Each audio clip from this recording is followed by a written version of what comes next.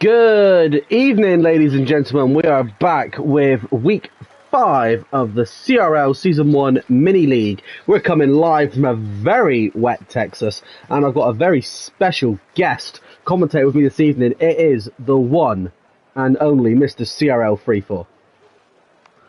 Emphasis on the special there, I'm pretty sure.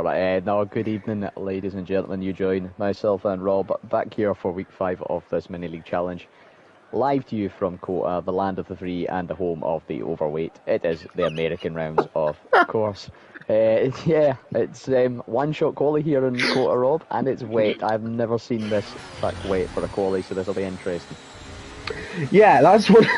Yeah, it's definitely going to be interesting for sure. Now, one-shot quali, we don't really jump on board with anyone in particular. It's the luck of the draw, and in this race, that will be for Harvey. That was a pretty. You said it was good. I did say I had something to catch you out, and you did. I certainly did manage. I just see Atomic has managed to join, thankfully. So amazing! Should be able to get in on the grid for the start of the race in this one-shot quali. I believe you say you're on board with Harvey. I'm currently watching Rapid, who's in P1 at the moment, setting a purple sector 1 of 29.561 just for comparison. Full wet tyres here, Rob, on what is already a tricky track at times when it comes to getting that set up right. There's a mix between straight line speed and downforce. So I'm curious, what's the race going to be like and how are these guys approaching it? This could be very, very telling, this qualifying session, I suppose. Yeah, 100%. With it being full wet, that really throws strategy out the window, because obviously the boys have to set a setup straight away. Now, if it's a dry race, which obviously we've got no prior insight in, then a lot of these boys could be running a dry setup. But if it's a wet race, I mean, this could be interesting. Why is Clark probably already DNF'd? Because he's probably not left the grid. I don't know. He's probably invalidated. This track is home to one of my least favourite sections on any track. Those S's at the beginning, Scott, I think you'll agree with me. That is where you separate the boys from the men, because it's so easy to pick up time-second penalties in that one section of the track alone around Kota. Yeah, it's a very flowing section. You've also got just before it, turn 1's exit. It's really, really heavy traction zone, and then that turn 2, if you don't quite get the angle right, it compromises your run through 3, 4, 5, and 6. Rapid up the line with a 50.7, nearly a second clear of Jay Hartnell. So that's maybe where we lost Clipper and Cavolis at some point during the session. Just one thing as well, Rob, I've just noticed. We had 4 guys out there on track on intermediate tyres, the rest on the full wets. Interesting. Maybe they're thinking that the inters could be the fastest, but to me, this looks like, and with no disrespect, Scott, your typical Scottish summer day. This is home to me, mate. This is, I feel natural right now. It is, yeah, it is. To me, it's just edging on that full wet conditions. It's not just greasy, there are a little bit of puddles, and we've seen that reflected in the qualifying though. King 5 Panda though, P3 on those intermediates. Now that's an impressive stat there. there. Rapid. So, your championship leader, Rapid, is currently sitting top of the table. Jay Hartnell in P2. Championship rival, King Panda, sits in P3. Tobes P4, Jenkins P5, Wee Rabby P6, Pancake P7, Polishman P8, Curly P9, Harvey P10, Topher P11, and Wooven P12. That's our point runners to begin with. Indian Jesus, Tomo Tipso, Wee Kami, Clark, Cavolis, Crack, and obviously Atomic will start in P18 because Crack got DSQ'd. So 19 drivers on the grid. It is all to play for. Like I said a moment ago, we have got no idea on what the weather is like. Nobody has told us. So we know as much as the next person. But what I can tell you is that our championship leader, Rapid, only has to outscore Clark and Panda by 15 points in this race. And that's it. Championship's over, Scott. It could be one and done pretty early tonight. On the other hand, dry conditions here could shape things up, and we could maybe get a decider in Las Vegas. Hopefully, and I mean this by no disrespect to the man at the top, hopefully it goes all the way to next week. Dry conditions here though, Rob. We did see a mix in sort of times. That to me does prove that there maybe was drier conditions or maybe more mixed conditions coming later on in this race. A greater variety in the wing setups here. Of course, the front wings can be readjusted, so maybe a few drivers taking advantage of that and running that little bit more downforce during quali. But there is, that balance. Maybe some of them have run slightly higher wings, a slightly softer suspension, just to get a better qualifying position here, because it is only a 20-lap race, Rob, and qualifying could be key. But we'll see how that plays out in the race. 19 cars, like you see on the grid, 12 of them will be getting points, so there is plenty to play for. And we know this grid well enough, not just from this series, from past seasons. It's going to be competitive. It's going to be spicy. One to watch out for. Obviously, you only got to see him for a little bit during the back end of season 10, mate. Cavallis, definitely up there playing with the big boys as well. Another one as well. We Rabbies had a fantastic mini season as well. So let's jump on board and find out who's running what tyre, because strategy will come into play. 35% race really does change everything up, and I've really enjoyed the 35% format. It is going to be interesting going back to doing 50% when season 11 does roll up around the corner, but obviously there's plenty to come between here and then. Won't say no more on that for now. Mixed grid, half of them going for mediums, half of them going for softs. Scott, what would be going through your mind if you were on the grid tonight? Well, I'm not too familiar with the 35% format, sorry, but medium soft is to me the preferred strategy. You ideally want to be using those softer compounds later on in the race. One, it's easier to warm up as soon as you come out the tyres. Two, your car's going to be lighter, you're going to get that much more bite out of them, and really going to get some performance late on. Also, you could use all this performance on the soft tyres early. Safety car comes out halfway through, and suddenly you're driving your mediums against somebody's new soft. So I think the guys on the mediums have got the best strategy overall.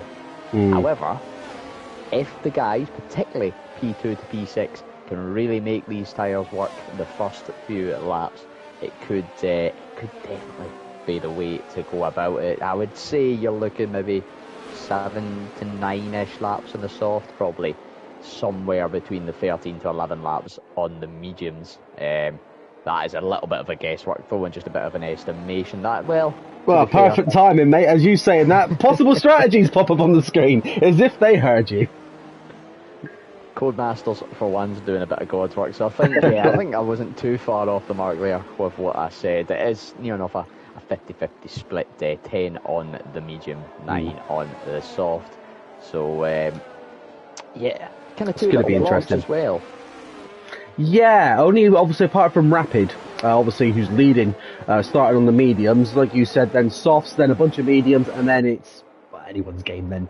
From P13 downwards. So all the points runners basically sticking quite close together. It's going to be interesting to see what goes on there. They're coming around the final corner now, Scott. Obviously, starting off with the Texas Grand Prix, and then obviously, as you loosely mentioned a moment ago, after the interval, we head over to Las Vegas, a track that I can't wait to see on the calendar again. But Scott... disappointed they picked that over Miami. It was going to be Miami, but the boys on the grid, they've all decided that they'd prefer to race over at Las Vegas. So I personally would have preferred Miami-Vegas. Ooh, that would have definitely raised some eyebrows. I would have given you that, but it would have been nice and spicy. Quite a fan of Cota myself. We'll see how these 19 drivers fare for it, Rob. But I think we're just about ready for the starting sequence. We are, so Scott. It's been I was going to say it's been a while since we did comms together. I was going to hand the honour over to you, mate. Oh, let's go for it then. Mighty Atom has been disqualified from the session for being parked in a dangerous location, and his McLaren is now going up the side of the grid. I wonder if this is going to have an impact in the start procedure. Well, we'll soon find out, and we'll keep an eye on that. So we could have what do we call it, a self-inflicted red flag. So we may have to have a lobby restart, and we'll see what happens. No sign of the race director or any of the red lights on the starting grid as things stand. I'm surprised we haven't had much communication from the drivers. No, the paddock is starting now, as you said. Oh, there we go. I am currently staring at the back of an Alpine, Scott. It is a nice back end, to be fair. The engines are still running. You can see by that sort of the fading effect of the air, waiting for players to mighty Atom. I wonder if this is maybe a late join issue. That's causing There's a good possibility we may have to have a lobby restart. You know, Codemasters, I was just praising you for bringing up the pit strategy at the right time and you go and throw this in the works. This is the EA God side of it. Codemasters did the good stuff, and nearly, I stopped myself, and EA doing what EA does. It's not as bad as week 1, mate, when the red flag came out and I dropped an F-bomb live. Well, to be fair, I think there was a few F-bombs that week between various drivers getting issues. I think we're ready to go underway. I've got 5 Atom has left the session. I've got a lot of ghosted cars. Atom, I think we're gonna have to call a mandatory restart here, mate, because Atom's apparently P1 when it's clearly rapid. I think we're gonna have to call a restart. I don't know if you agree with me, Scott. There is a lot of ghosted cars on this grid, and I don't know if that is just a graphical error for our side, or... it's not just that. According to the screen, mate, Atom is currently P1. So I'm going to take the executive decision. There's 5 seconds... Yeah, it's a restart, mate. I think there's been a bit of chaos just with... Basically a full lobby desync, I think, probably caused by the joining during the one-shot quality session, and it has ultimately just really messed with the server settings, I suppose, and multiple cars still ghosting, still being driven through by other cars. Oh, so we got an Alpine crash. We just caught a lovely collision there between an Alpine and a Williams. I know it's not a real race. Oh, they're crashing. A Red Bull and a Mercedes crashing into each other. Where have we seen that before? So we are going to call a mandatory restart, folks. Apologies to anyone that is watching, and apologies to obviously the drivers. There do appears to be a bit of the sync issue. Racing will commence at 18:25. Just to allow the drivers to get into the new lobby. Expect a invite from Clarp any moment. Now, we need to leave it to a vote and decide whether it's going to be the grid or just go for another one shot. What do you think would be more appropriate here, Scott? Obviously, as Mr. Head Admin, you get a decision. Oh, to see the executive decision. I mean, I do have the grid handy. However, if the drivers are up for it, I'm totally no issue with going for another one shot. I'm quite happy if you want to put it to a vote of some kind, and see what they think from there. I do have a copy of the grid available if we do so choose to go down that route, but I know I'll leave it entirely in your hands, mate. I'm head admin of the league, but officially it's Murphy's baby, it's not mine. Oh, that's true. And where is Mr. Murphy? Nowhere to be seen. Yeah, he bailed. He's in France currently. So I'm trying to get back into the lobby at the moment. If you're able to get in before me, obviously, if you can drop me an invite, mate. I'm just messaging the drivers.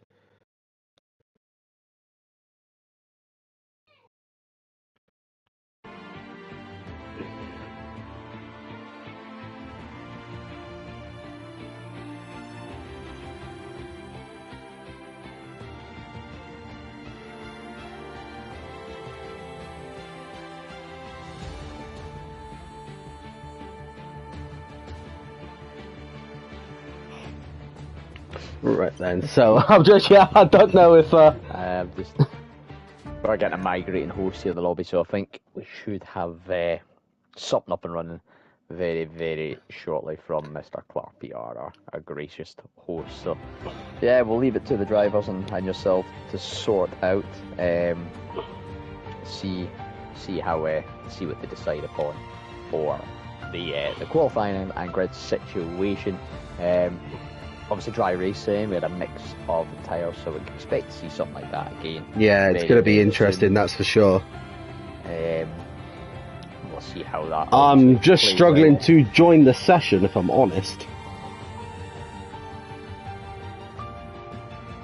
Jay Hartnell's also provided a copy of the...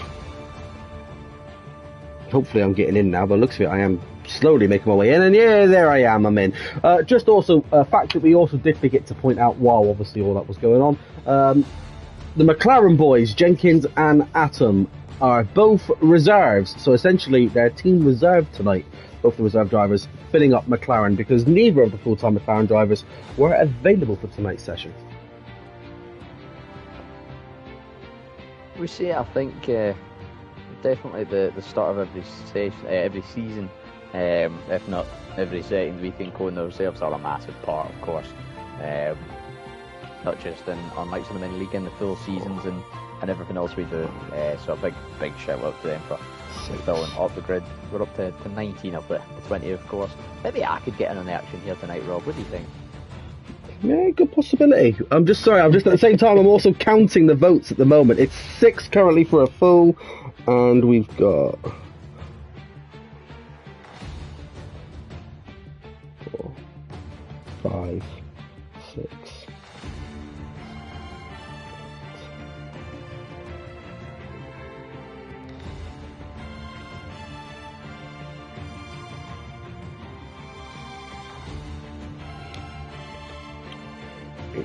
Currently pretty much neck and neck at the moment, Scott. I'm going to leave this to you, mate. Well, in the interest of fairness, I would say the best option would be to go with a grid. Grid? Pure and simply, because if the drivers can't decide, then the grid has already been done. Yeah. There's nobody's losing out on anything. Equally, nobody's gaining anything, but you're not taking away from any driver that did well in the first qualifying session. So no, that's absolutely fine. So just have to wait 12 minutes for Callum to figure out how to do it. not to throw him under the rug or anything there, but a good mate of mine is Clerk DR, celebrating his stag do coming up very soon, so I'm sure they'll enjoy that, and I'm sure he's definitely not too worried about him to set up the grid, but for a young lad, technology defeats him at the best of times. What a guy. So, I'm sorry, I have just pinged you in the paddock chat, mate. We've got a head admin choice from Mr. CRL 34. It is a grid restart. So, none of the boys can complain and say that I'm being biased or anything. The hammer has been spanked. If anyone would like to complain at the fact that it is a grid restart, please write to us at Scott, you made this decision, but we have to accept it at CRL.com. That inbox is monitored from 8 AM to 9 AM every Tuesday, the 4th week of the month. So I'll get back to you in 6 years' time. Pancake says, go without me, I was 7th, so Pancake's already throwing the toys out pram.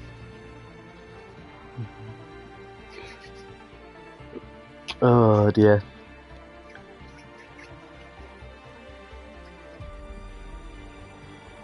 I do believe, though, the drivers are all here, so we are now just waiting for,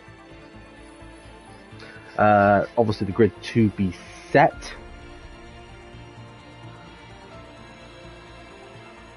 Tobes is confirming that the grid is set. Was Tobes the one that was doing the grid reset, Scott? It would be Tobes and Clapper. Clapper doing obviously the lobby setting. But I do know that Tobes is see right now is sitting in a party with them, so them two will be, amazing. They'll be on it. They'll be acting as our unofficial teammates in that regard. Nope, that's absolutely fine. I just wanted to confirm that, obviously, because I know you can see a bit more than what I can. So the fact that you confirmed that Tobes is talking with Crap, so everyone who was behind Pancake has moved up one slot because Pancake has decided to sit out of the Texas Grand Prix. So Aston Martin, more specifically Jay Hartnell, if the constructor's dream was alive, it's not now. I mean, no risk of double stack, I suppose. So No. it taketh on one hand, giveth away on the other. So, you know, every shadow has a light, I suppose, is one way of looking at it. He's not got to worry about that grid box. Because of the apps that I use for the boys for their points and their statistics, Pancake, if you are watching, mate, because you are confirmed to be racing tonight, it will be start on your stats at the end of the season as a DNS, as a do not start, in case you're wondering why that will be at the end of the season. But Scott, it's not Texas without some sort of red flag, let's face it. There's always some drama in Texas.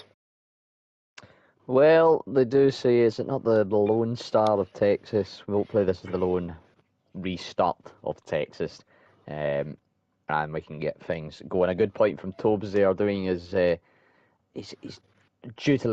community duties. Remember your setups if any of the lads are listening. Don't just press X. Don't just rush in headlong. Yes. Get the setup on. If not, you're in for a painful 20 laps. But yeah, I'm getting a sense of deja vu, mate. Have we done this before? Just a little. I don't know, mate.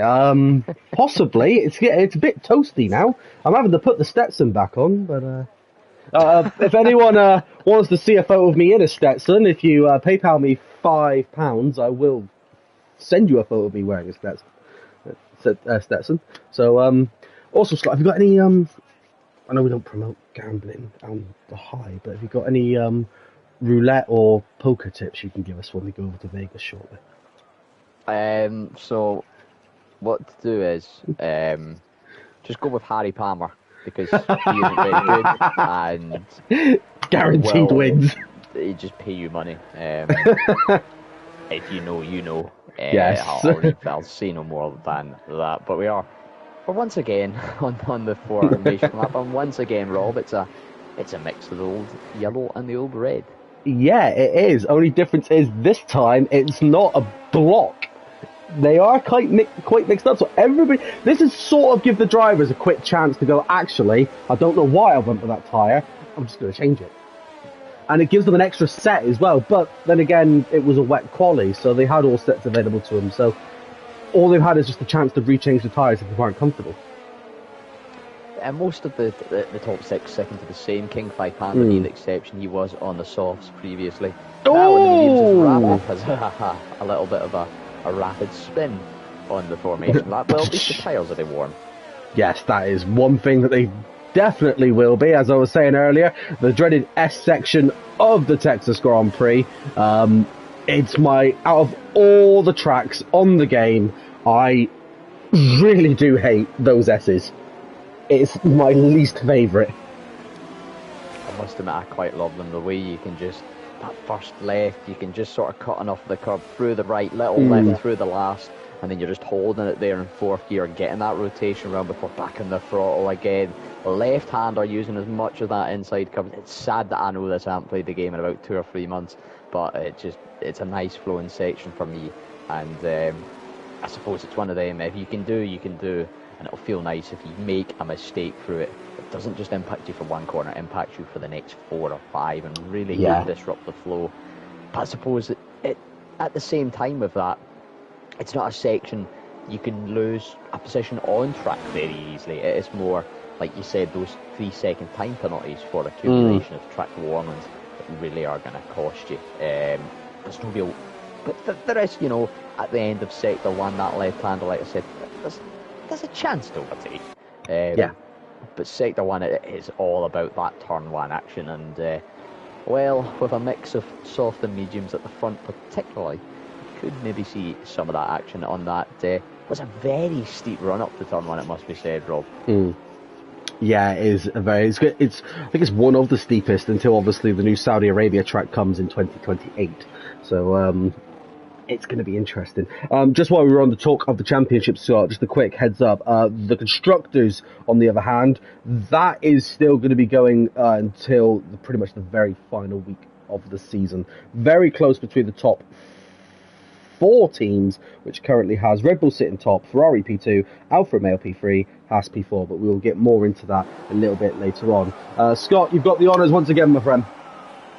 Well, about time we actually get to go racing here. We are 5 red lights here at the Circuit of Americas in Texas. Rapid on pole position. It takes us away for Red Bull. He's got Jay Hartnell in that Aston Martin at a very good start on the soft tyres. They're 3 abreast. Further behind, there's a McLaren having a little peek through on the Haas as we go through turn 1, 4 abreast, down through positions 5, 6, 7, 8 and 9. But I think for the most part, Rob, we are through pretty clean, pretty dandy, and everyone alive. The top 4 getting a second gap already as they come through the S's for the first time of 20 through this first sector. Polishman and Harvey duking it out, plenty of battles near the back, but Rob, the main thing, 18 cars, sorry, all in one piece. We did. We very did lose one car, though. I just caught on stream. Cami rejoined the track quite dangerously.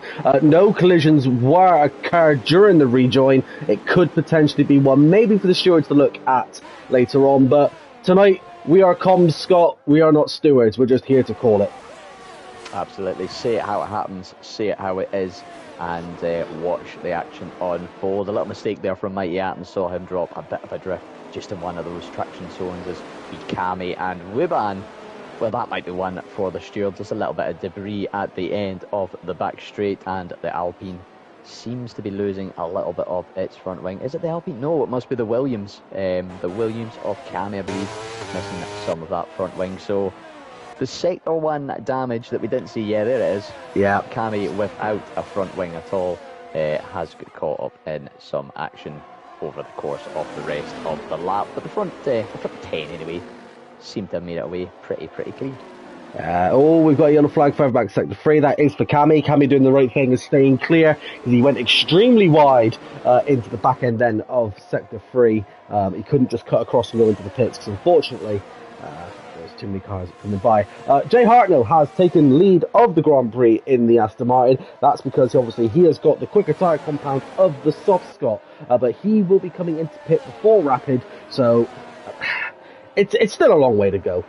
We're only on lap 2 out of 20. It's good weather. It doesn't look like it's going to check it down the rain, so everyone needs to come in at least once. Kami going on to hard, so he's going to see it now through to the very end. Very clean. I was expecting just that little bit more carnage throughout the S section, if I'm honest, Scott. Well, there was a little bit there in lap 2. I was just watching this tasty little battle at the back of the pack. Curley has lost one of his front end plates, battling out with Wuban. Wuban really getting caught up in the wars, getting caught up with Kami. And now with Curley and actually both cars missing a front left end plate. Speaking of Kami, 3-second time penalty. Of course, a few of those will have been gained on that first lap without a front wing. But the rest of the pack generally pretty nose to tail here. The medium runners, like we say, they are running decently well, and this is before we've even got DRS to try and assist them and keep in the tow. That will be key if Jay Hartnell can break that 1 second. He's not got long to do it. And bear in mind, we're expecting him in anywhere around about lap 7 to lap 10, so those tyres, they've only got maybe 4 or 5 more laps in them at the best of times before they're really going to drop off the cliff. DRS enabled this lap, Rob, the first instance, down that back straight. Yeah. This could really see the medium runner stick in this race. Yellow flags at the final turn, though. Yeah, I do believe we've had a bit of contact. I do believe that's an illegal pit entry from Wuban there as well. That could be one maybe to look at. I think there was a small collision between him and the Mighty Atom. I'm not sure. There is plenty of people in. Curly's in to pit to change his wing. Wuban's picking up a full wing damage, so they've all now gone to hard, so they will see the remainder of that race on the hard compound. Jay Hartnell trying to make a bit of a gap between him and the championship leader. Panda sticking close to Rapid. Now that's what Panda's goal needs to be this evening. If he sees Rapid, he needs to be near him. Meanwhile, the other person which is leading, which I do believe is Captain Clark, he is sitting all the way down in P12. If he continues to sit down there, Scott, he is out of the championship runnings. He'll be a little bit disappointed with that after the events with France with the red flag, but he has made a move there just on Cavalis, using that DRS to assist, and the soft tyres. He's within striking distance of Crack, but Cavalis, a pacey driver we all know, has made a little mistake there, however, lost a bit of time, so Callum up into P11, definitely got some pressure from behind. Crack in his own little world at the moment. And then we've got kind of 2x2s up here, Topher and Harvey, Polishman and wee Ravi Rabi, he was 1.7 seconds adrift of the train in front of him there. Is only just outside the 1 second, so a bit of push here could maybe gap up to Tobes and get within the DRS and help his defence and help his race. And I don't know if you've seen anything with Jenkins. 1.8 seconds back to King 5 Panda. He was right on the tail of them. Yeah, he seems to have tied off. I don't know if there was a mistake in there or maybe some sort of battling between Speaking of himself and mistakes. Tobes and mistakes creeping in, and it's exactly that you predicted. Yeah, it's the S's. That is where it will make and break this race. It is so easy done, as you saw there from Jenkins. Obviously, made his debut in CRL in Season 10. Started off in Tier 3, but was demoted to Tier 4. Sorry, we're just going to drop back a little bit. We've got a yellow flag further back. That is for the lone AlphaTauri driver of Indian Jesus. Nothing major, but does also pick up a 3-second time penalty. Just to help out. Meanwhile, Rabi's dropped down to P7. Jenkins has also popped down to P5, losing out of position there to Tobes. Can he hunt it back down? We'll stick on board with this battle to find out. As I was saying, Jenkins started off in Tier 3 in Season 10, dropped down to Tier 4, had a really good season, started off in the mini-league as a full-time driver. Now he's a reserve driver because, and a fun fact, he thought that he was busy on Monday nights. Turns out he's busy on Tuesday nights. That's good. That could be a contender for moment of the off season. 100%. That's definitely a new one. He has got the watch as well behind his lost out to Tobes. Polishman is now on the hunt. He's regained the gap. It's a lovely overtake there from the Ferrari driver. Sorry, Scott, to interrupt. I was just on board with his POV. I saw that overtake from the TV camera on the back of the Scuderia. That was a lovely overtake there on the McLaren. That pack reforming then from P4 all the way down to P8, and the battle up front starting to intensify a bit, Rob. Rapid back in front of Panda and Jay Hartnell. Jay Hartnell down from first to third. Of course, he hasn't had DRS compared to the two behind, but considering he's on a softer compound and losing out to them, this could be big in the long game. Of course, on the softs, he's going to get a massive undercut, all being under green flag racing. However, he's just starting to drift out of that 1 second gap. Crack. Softs really starting to die off early. Cammy's night's going from bad to worse, and he's called it a day, and he's going to wait now until the Las Vegas Grand Prix. So a bit of a break for Cammy, but he did say he was feeling a bit uncomfortable before the start of the race. Hopefully 15 lap break might give him the comfort he needs. We'll let him rest a little bit. Crack's night's going from good to bad.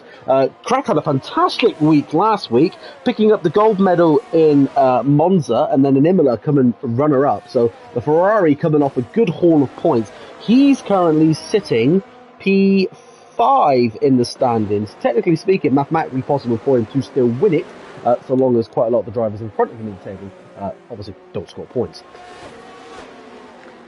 Mathematically possible, it's still on the cards. I do believe he was a very quick driver in Tier 3 last season. Turned off a few assists for this, alongside a couple other drivers, just to even the playing field a little bit. And, maybe it's the start of running without those assists for the long haul with the pace he has been showing, picking up wins like you say P5 in the championship. These softs definitely starting to die off a little bit here. Rob Harvey losing massive time to the cars in front. Tobes and Jay Hartnell really starting to struggle compared to those around them. And Crack making a little bit of inroads here and there. Now having a little run on wee Rabi. Thinks better of it into the hairpin before the back straight. He is of course going to get DRS and double slip, but might not even need either here, just getting a better exit. Battery a little bit low on both these cars, however.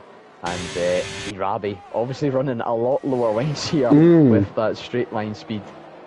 What a massive dive from the Ferrari though, moving quickly to the inside. Gets the move done, nearly anyway. No matter where you go to look, Scott, there is someone battling someone. Just before we jump back on board with these two, I was watching the battle between the Mercedes for who's going to have the least points. And there's a battle no matter where you look. That's one good thing about COTA. There is battles galore no matter where you go, unless you're Max Verstappen and you're just too far in front. Indeed, I was just watching Crack and wee Ravi there through the first part of the final sector. Every corner they were side by side, switchback after switchback. And speaking of switching, Jay Hartnell switching those red striped softs for a set of orange, yellow striped mediums. Yeah, he's going to have to go 14 laps in them. Doable. Massive undercut inbound though. Doable is doable, but like I said, with it being the 35% format, obviously degradation does go down quite a bit quicker than what these boys are used to. Just to touch on the subject, like you said, with it being a mini season and people turning off assists for it, it is perfect opportunity in the mini league because it gets them ready for F1 24. That's around the corner soon, but I do believe, Scott, we've got one more big event to come before we head over to F1 24. It's been teased a little bit. It was, hinted at in the why is there not going to be season 11 on this game. There is, of course, the mini series, and then there is, for newer viewers, newer members, the infamous, famous Cone Cup making its return.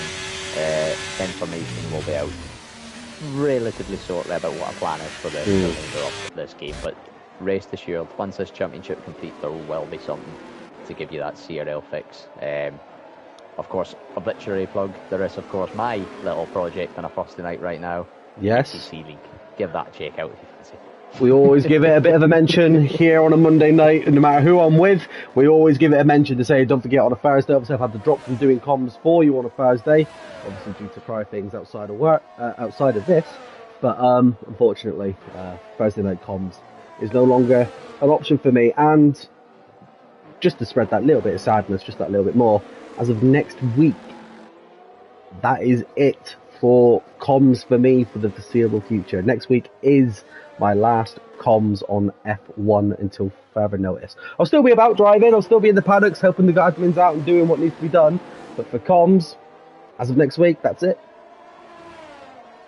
It's a shame that it feels like I've been doing comms here for seasons upon seasons, and as I'm getting on a bit in life, been doing a few seasons. Me and Jamie and Jonathan been the three sort of mainstays in comms for the last few seasons, and every time we get new blood in, we train new guys up, we kind of take on the apprentices like Lee and Tony and that. Yeah, it always falls to the wayside, and it's the dependable three back in action once again. So it'll be a shame to see you go, mate, but I'm sure it's not a goodbye forever, it's just a see you again soon. Yeah, for now, it's one of those where I'm just having to take we've got a VSC on track. I'll come back to that in a second. I do believe that's for Indian Jesus in Sector 1 in the S's. He's got full wing damage. I don't know if he made contact with the McLaren of the Mighty Atom when he rejoined. All I do know is that this race has just been neutralised.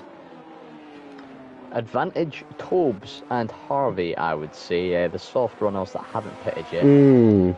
It's a big chance to jump in the pits for a set of mediums. The medium runners, particularly those three ahead, they've got a decision to make. Stay out now and maybe stretch these mediums a little bit longer. Yeah. And give the most of the softs right at the end. Or do they just say, let's gamble on the hards? Tobes doing what I thought he would do. Yeah, coming Harvey in. also doing. I'd be surprised if we don't see Rabi and Clark.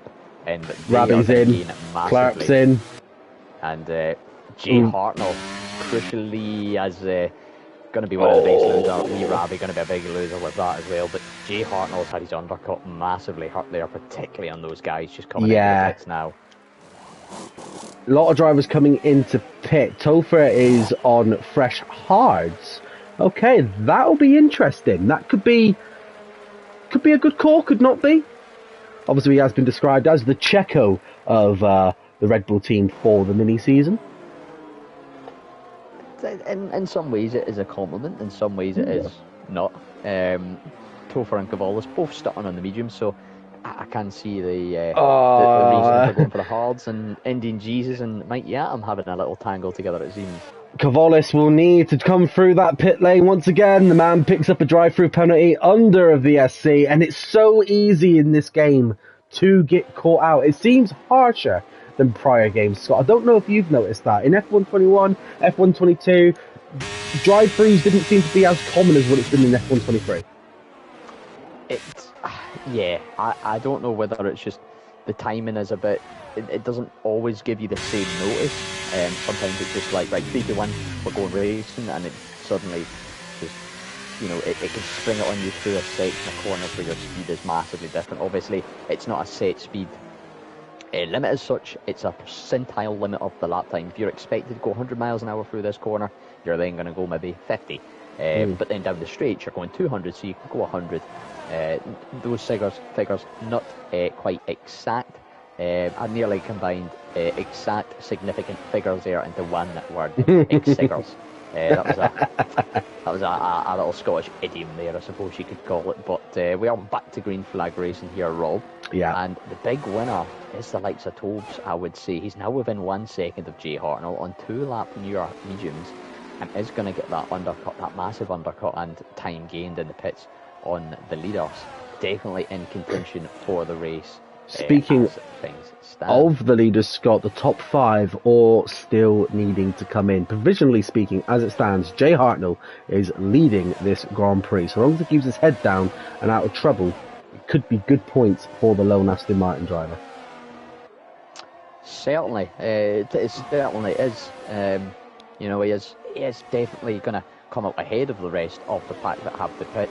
It's just a case of, his tyres going to be too little, too late when they're on nice fresh red stripe fold softs. He is going to make a move here though on Tomo Tip Top, the assist of DRS really playing into that. Tobes is going to fly through also. Yeah, Tobes going for a lovely move. Yeah, that lack of that rear wing opening for Tomo Tip Top just leaving him a sitting duck. Plus, older tyres, he's getting less acceleration out of that corner down the straight. So up to 5th and 6th for what is a net race leaders at the moment. However, you know, a safety car, a virtual safety car, and as Charles Leclerc would say, an incident could control that very quickly. 100%. It's not unheard of here in Texas. Obviously, remember a couple of seasons ago, Fernando Alonso having a bit of a collision with, obviously not at the time, teammate now, Lance Stroll, going down that back straight, which I do believe resulted in a red flag. But due to the events of week 1 here in the mini seasons, I was told quite abruptly by the head admins, you're not having it back on. Yeah, it was any setting that essentially, for those that maybe don't know, it caused the driver to be on the grid a lap down and another driver to use awful UI settings, and I believe there was a few minor. It's just too much of an issue. If it was maybe a minor UI glitch here and there, we could forgive it, but it essentially ruined the chances of a race. And hopefully, I'm hopeful for the next game cycle, EA and Cody's get their act together. Well, proper. It's confirmed that obviously the new game is obviously moving engines away as well. Obviously, it's going to the Unreal Engine 4, which I do believe is the same engine that the ACC game does currently run on as well. So hopefully, fingers crossed. But I can't stress this enough, what I do think is going to be the best thing for the game moving forward. And I know a lot of drivers here still use this console, and I know some obviously have to wait for their parents to buy it, or they just can't afford it. I know it's news you probably don't want to hear, but I do believe the best thing for the F1 video game franchise is to finally cut off previous gen. I think it is something that's coming, obviously. 24 was originally, Unreal Engine won't be doing it on the previous gen, but there must have been enough backlash within the community to negate that, and they have chosen to still run it on the old gen. It might be the last year, given that consoles have been out for a short while. We'll wait and see on the answers on a postcard for that. King 5 Panda coming out with the pits. He's on fresh sauce, coming out in P9. Oh, that is fortunate to get away with that front wing end tackle. Yeah. He may have minor damage for all we know, though, Scott. Obviously, we can't see what their little mini-map is, obviously, from their view. Hopefully, he hasn't got any damage, but I think that was self-inflicted, personally. I don't think there was much more that Williams could do. He did have the corner. No. Yeah, it was the Williams right away the whole way there. Panda just coming out a little bit too hot. He is about 6.5 seconds away from Jay Hartnell and Tobes, and has got these cars in front, all for position apart from Tobes, who is the only one yet to pit. So could get caught up and lose time extra in this little battle that's going to go on here. It's a nice little battle. Yeah. So he's got to clear this traffic quick, and then he's got to catch down the two in front, and then he's got to overtake them. But crucially, just as I say, contact with Tomo tip top. And I was just going to say, you know, that paints a picture for the rest of the guys in front. They're going to come out just behind that pack as well, because obviously the undercut for Panda, you know, where he's coming out, but they're definitely going to come in somewhere between Panda and the pack as they do come in. That might be one that ends up in the stewards. We'll wait and see. Answers on a postcard. Rapid coming out of the pits. Let's hope there's no collisions for him this time. Wee Rabby and Tomo, are both in as well. That means they both have got damage from that collision, and that could be but it doesn't look like the Mercedes driver changed his wing there. Either that or was just the game being a bit. Tomo, I can tell you, he was on his starting tyres. Oh, was he? So that's just a purely strategic pit stop for Tomo Tip Top. Interesting. Speaking of, obviously, championship leaders, it's currently a Ferrari 1-2 at the moment, obviously, but I do believe both Ferrari drivers. So it's going to be Clark picking up a 3-second time penalty for multiple track warnings in the S section. He's not going to be wanting to see that. Remember, he's needing to stick as close to Rapid as possible. He's currently in front of Rapid, both drivers having served their mandatory pit stop. King Panda behind Rapid, so the top three all within each other, but Clark does have a time second penalty, so it's going to be interesting. 3 seconds going to get added on to his final time here. It was actually gained when battling Rapid making a little bit of contact with Jenkins through the start of the first set. They're trying to go around about the outside. Unfortunately, a bit of a switchback corner does make it stick just with the newer, softer tyres. I think Jenkins, to be fair, let them pass then as well. I think he saw them and went, actually, I'm not going to tangle with them, and tried backing off. But intelligent driver, and I suppose, you know, 7-lap old mediums, you're never going to fight with the fresh softs. Your best battle, just to let them die off and come back at them later on. That'll be bad news for Clipper, who is going to get passed by his rival Rapid F1. Rapid back up to the P5, and crucially starting to pull the gap down towards the front runners. Currently stands at just under 12 seconds to Crack and just under 8 seconds to Tobes. So that's the time he's really got to make up. Crack, of course, has still to stop. Only 7 laps, including this, to go, Rob. It's a bit of a feat, you know. A second a lap, plus you've got the overtake. And the penalties. Don't forget the penalties. They are building up one by one. Shall we have a look to see what penalties people have got? Crack has 3. Clark has 3. Jenkins has 3. Topher has 3. Wee Rabby has 3. Indian Jesus has 14. Ruben has 3. And Mike Yatum has 3. Everybody else, no penalties. No penalties so far. Let's use the crucial so far. Rapid, while you're going through that, has got past Harvey. 5.3 seconds up the road as his next target. SG Hartnell. All these positions then, apart from Crack, of course, 4 track position. And I'm surprised Crack not pulled in yet. I'd be really surprised if he stays out 1 lap longer. I wonder if he's waiting for a late game safety car, Scott. Could be possible. Could be into the pits. That was maybe the plan, and maybe just if he didn't pit this lap, he wouldn't get the most out of the softs, and it would be a waste of the time. Rapid. Though, that could be massive. And Polishman. Everyone's picking up penalties now. Told you, it's this track. This and Qatar, penalties galore. I will give you that with Qatar. Qatar. The Qatar Grand Prix. The Qatar Grand Prix. It's a sad song when it comes to track limits around there. And quota can be a few, because there is a lot of curbs you've got to try and ride. There is a lot of there's a lot of bits where you're tempted to just get that throttle a little bit earlier, and if you get on too early you will run wide. Of course you can do it twice, not an issue. Do it 3 times, it's a slap in the wrist. 3-second penalties for you. Look at the gap though. Rapid's already clear Cupper, 2.5 seconds in a lap, and he's 2.9 off Jay Hartnell. The man is on a mission. Striking difference. He is really charging here on these softs.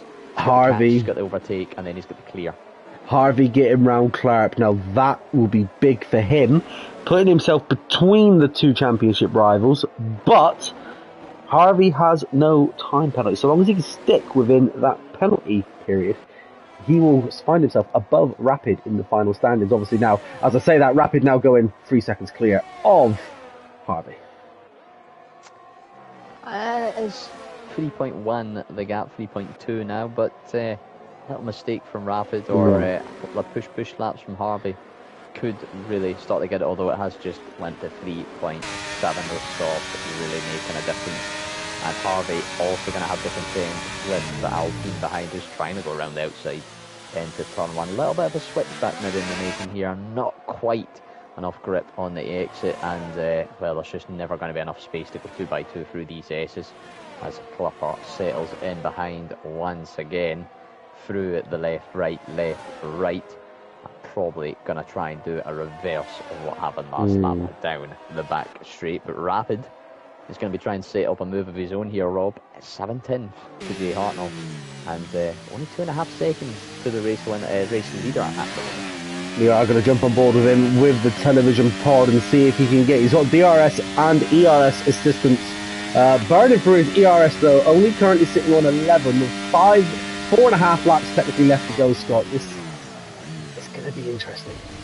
It certainly is. 2 seconds to the race lead, 3 seconds of penalty, so 5 seconds to make up in just shy of 4 laps, or just over 4 laps, sorry, I should say. He is going to have DRS for the most of them, but battery at a premium at this stage of the Grand Prix, it's going to be a tough ask. We'll wait and see. I'm really surprised he didn't get the run of Jay Hart, although he might get it now. He's getting a little bit of race through the second to last corner, and the Swords should get a lot more traction out of this final, and the run up the hill. Jay Hart will not get DRS. Rapid F1 does. Jay Hart will descend in the inside. Rapid going to be forced to the outside, but I think he might get the move done just in time for the apex. He has, Scott. Turn to the inside for turn 2, into P2 he goes. Softs versus mediums. There's only going to be one winner of that battle. Jay Hartnell currently running 10-lap old mediums and Rapid on 4-lap old softs. Rapid now clears one more person. He now has just one other driver between him and victory, but he has got to get far enough in front. Otherwise, as it stands, technically speaking, even if Rapid was to get to P1, Tobes is currently going to win the Texas Grand Prix. 3.5 laps to go.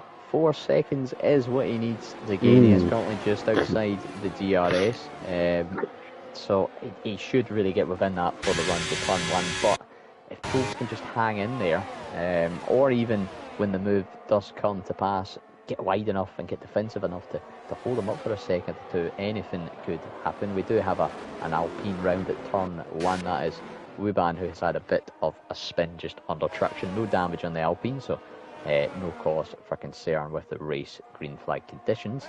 But a few battles going right to the death of this Grand Prix here, Rob. We are going to around the penultimate corner and soon be starting the last lap here, 18 of 20.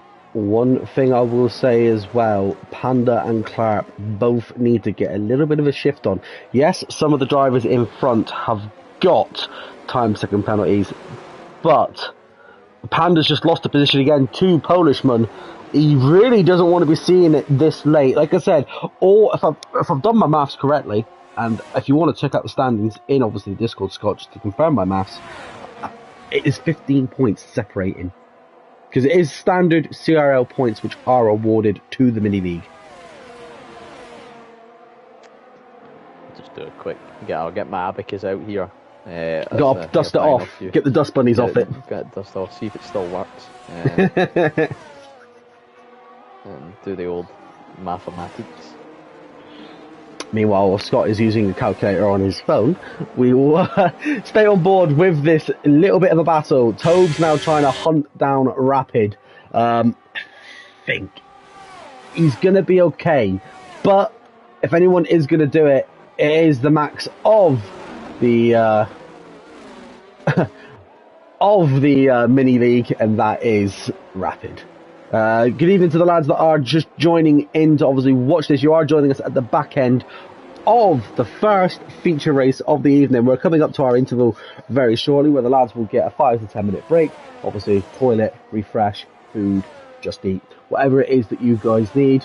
And then we'll be back underway in the city of sin that is the Las Vegas Grand Prix. The question is Rapid going to be a champion in Las Vegas, or has he still got a few more fights to put up with? Now, Las Vegas, a very close and very tight street circuit, Scott, it must be said. Obviously making its debut in the CRL Season 10 calendar, and a few drivers, Curly being one of them, found the war quite early on.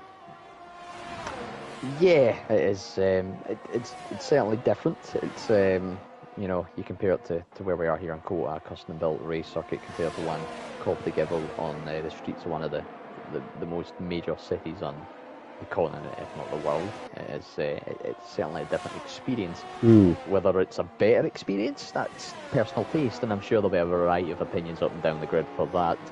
It should, however, provide some great action, and it's going to have to contend with what we've seen here tonight. Just on the championship point as well, your math is correct, mate. And as things stand, if it is, without sheer intervention, it is going to finish with Rapid as champion at the end of this race, unless Clipper or Panda can crawl into that top 4. Wow, this is an interesting moment indeed, Scott. Now, don't forget, Rapid has not managed to escape the penalty seconds as of yet.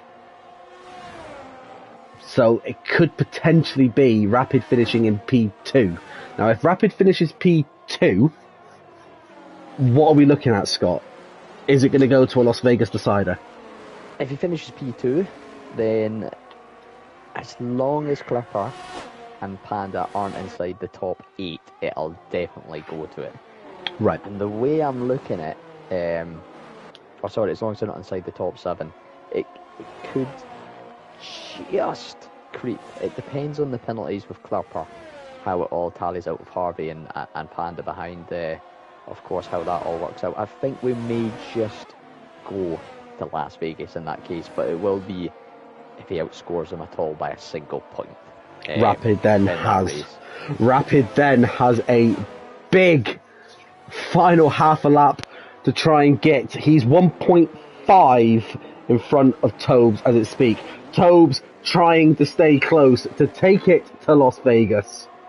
It's going to be interesting, Scott. The thing is, though, I do believe Rapid will drop at the moment, as I think he might be provisional P3, Let's just see with the old penalties.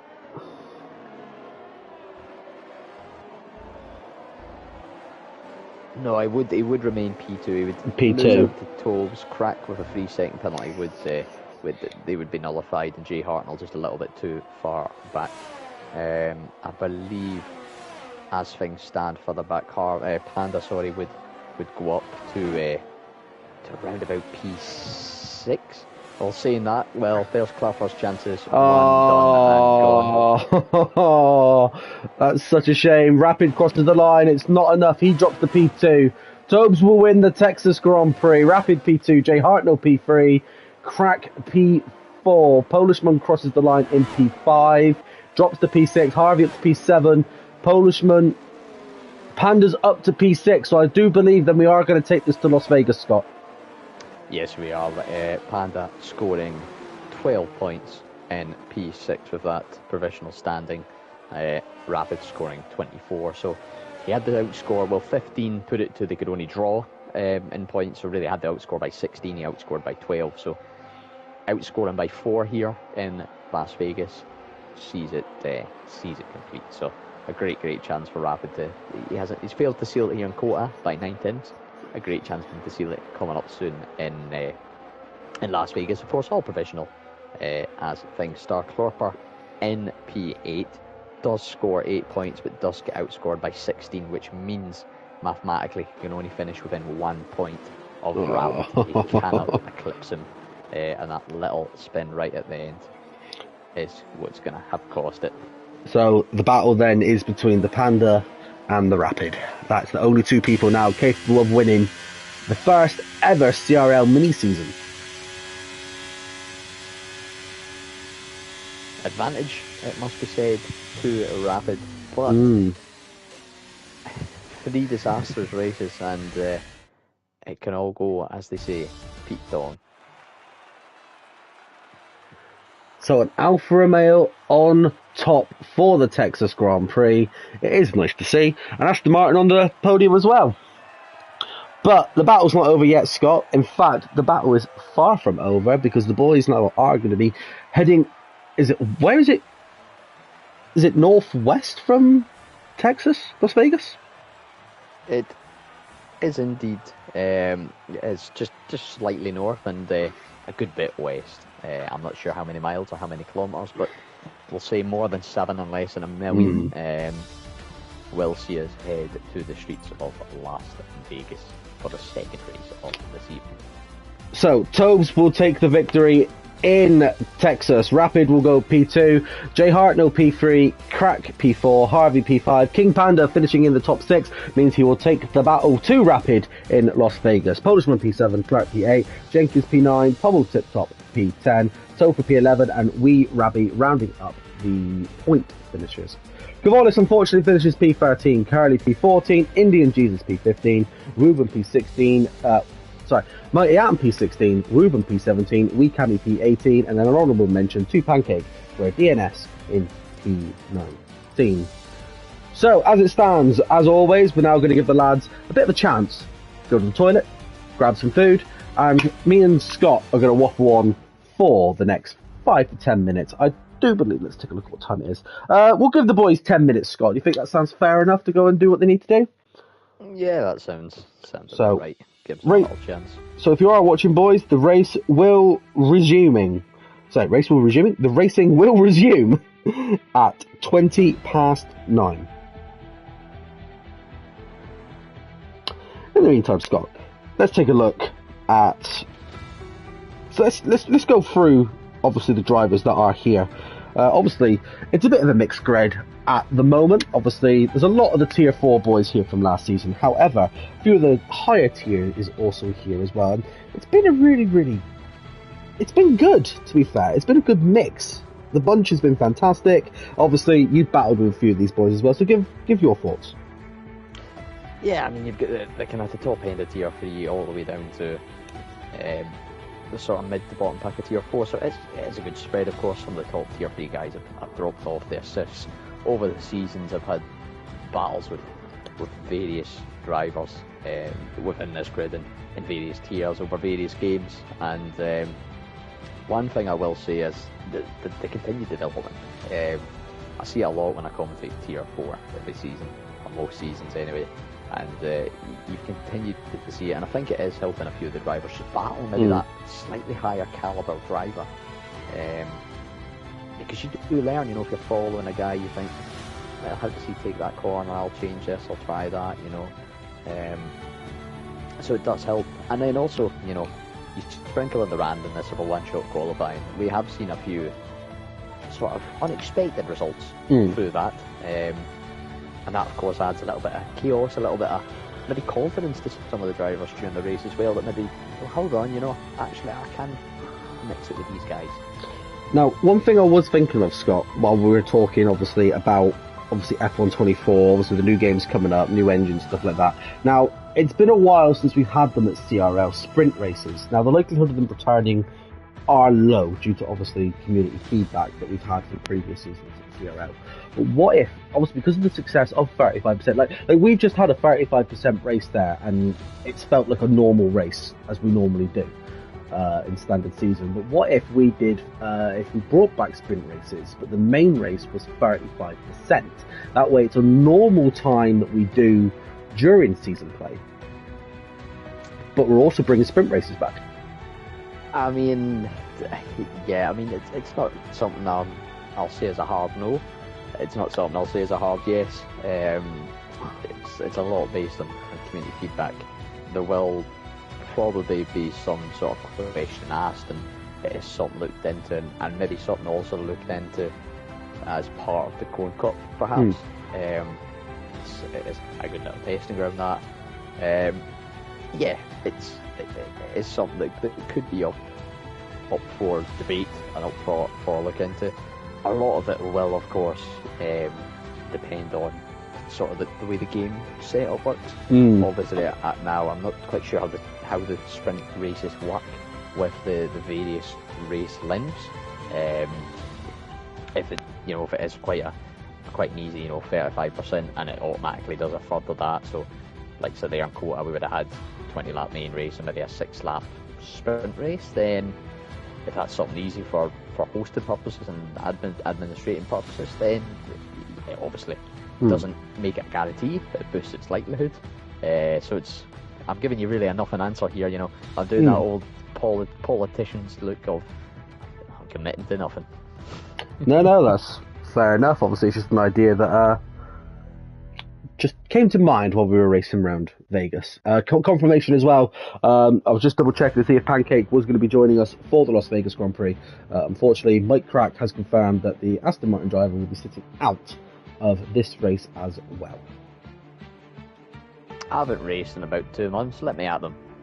Oh, you want to jump in? Oh, you'd leave me by me top, mate. Do you imagine that? The quote-unquote Tier 2 driver getting in the mix. I'm sure there'd be a few people who would have some very, very strong words of disapproval of that, and then they would see me driving for the first time and they think, how's he Tier 2? Fits right in. yeah, that could be a bit of that. Especially around Vegas. Oh. Vegas is an interesting circuit, Scott, in the shape of a piggy, because it is actually quite literally in the shape of a piggy, but one of the best straights that is on the calendar, going down the Las Vegas Strip. Yeah, I mean, you've got that straight right out of turn 12, that tricky left-hander at the I think it's the snout of the pig, if we're going off that analogy. Takes you all the way down through Treasure Island, past the Mirage, Caesar's Palace, and all the way down to the City Plaza at Planet Hollywood for turn 14, 15 and 16, where Norris took a little bit of a dive into the runoff area in the inaugural Grand Prix.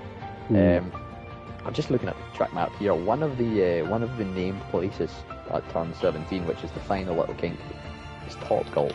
So one of our corner names here is technically Top Golf. That could be interesting. Now, it's certainly different.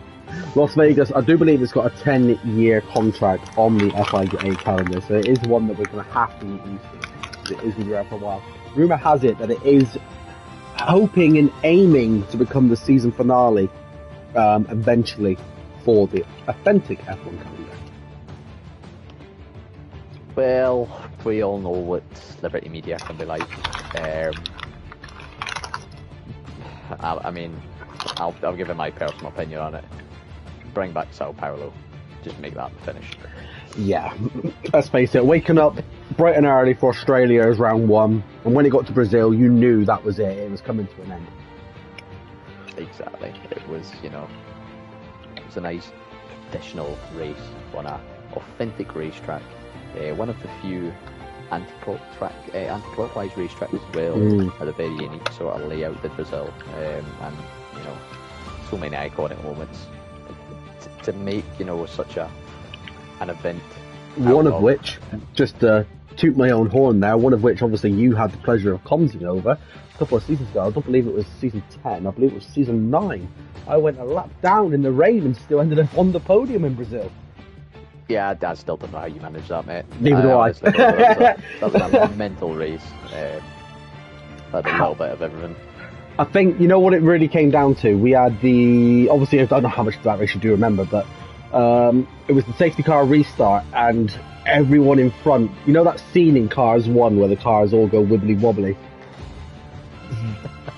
That happened, and I just sort of weaved through the carnage on the restart, and just from there it was mental. You managed to make it through at least. Yeah, it was a chaotic race. There's been a few rounds there in CRL that have been fairly chaotic. Always a good race in Brazil, no matter what tier at CRL. It's a good circuit overall. Plenty of overtaking opportunities. There is enough of a skill gap as well, because there is some tricky corners, there are some tricky acceleration zones, so it definitely has a little mix of everything and something for everybody. And I think, Abu Dhabi, we're getting used to it, and it is a decent enough finale. My personal opinion on Las Vegas as a finale. I mean, we've seen how well run, it ran about as well as a fat American on a treadmill last year. Let's get them analogies back in. Spectators not even the sea drain covers not being welded down. I had an analogy which came to mind then. Sorry to interrupt, but I can't say it on stream. I can't. But what I'll do, Scott, I'll Snapchat you it now, and if Scott finds it funny, then you know it's a good one. But I genuinely can't say it on stream without risk of the channel getting, or more importantly, not the channel getting mad, me getting kicked out of CRL. I'll vet it. There you go. I'll be able to vet it and decide. Maybe it's good enough for or safe enough for public consumption. Who'd have thought? I'd be the arbitrator and the moderator for that kind of thing. You've got me anxious just waiting to see what this is. It has now been sent, Scott. Oh yeah, no, there's no way.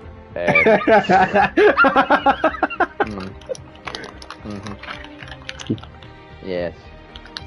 But yeah. Just say it's about as likely as a upside down racetrack shaped like a pig getting away from a trough. I think that's probably about the closest analogy I can get without having the whole of CRL dismantled in some sort of civil war. Oh, that could be an event we could do. CRL Civil War. Nah, there's no point. I would just win. Oh, okay, fair enough. Admins versus novices or something. Oh no, that happened before, mate. Oh, did it? Was this before my time? Yeah, there was the admin civil war about changing from full quality to short quality early on for all the tiers apart from tier 1. And I remember when I first joined in season 5.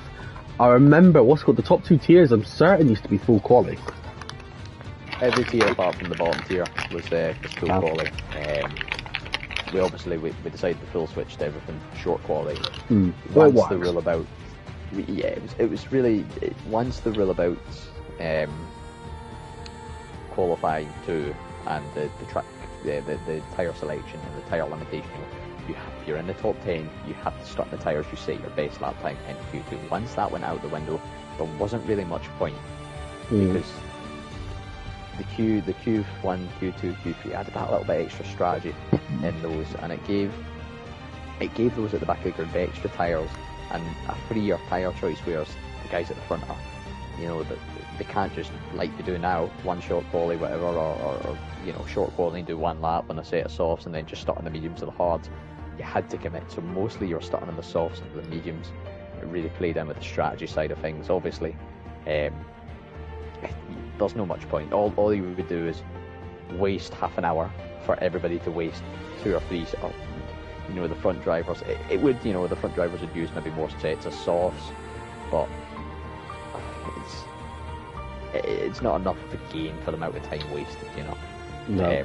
You're talking about 5-year guys going out with Q1 and then sitting there for 27 minutes of on-track action, plus pure breaks in between. What not doing that allows us to start that a little bit later, which means hopefully that more people can race, or we have a bit more flexibility in the time. I do think though, Rob, I'm seeing a menage of green ticks. We are now officially 9:21. The boys are all in Vegas. We're off the plane. I've lost my money. We are getting ready for the Las Vegas Grand Prix. Certainly going to shape up to be a good one after what we've seen in Kota. 17 cars once again on the grid. It's a little bit tighter, and I don't think we'll see quite the same amount of track limit penalties. Nope. Track limit penalties tend to come in the way of a broken axle around here. What we could see though, Scott, is we could see a full safety car or 2. It's I mean, I'm not a gambling man, and if I was, I'm definitely not in the right place. Las Vegas, nobody ever gambles there. No, But no, it's a clean city, mate. it's exactly, I wouldn't, I wouldn't bet against it. I think Mm. Mr. Maylander could make an appearance tonight. We could see him sprinting down the strip. Um, what a sight that will be to behold. One city I It's not do quite eventually want to visit, Scott, is Las Vegas. It would be lovely to see. There's a reason. Not for the gambling, believe it or not. I'd love to visit Hell's Kitchen. I thought you just want to go see the Eiffel Tower, and you can't be bothered going to France, mate. To be honest, Mate, once you've seen one, you've seen them both. that's it. They're both the same. Exactly, one smaller than the other. Insert what you want to make of that there, as you do, people listening. Yeah, we'll leave that up to your all imagination. It is weird though seeing a pit lighting with a skyscraper in the background. It is, isn't it? It's Now, the one thing I am disappointed that EA never updated this game to include Mr. Sphere in the background. I think you know who I'm talking about. It is the local resident. It is the giant sphere. Now, during the Las Vegas Grand Prix, he had that emoji wearing a race helmet. It was great. And so many photos were captured at the right time of like the emoji looking down at the drivers racing around. It was great.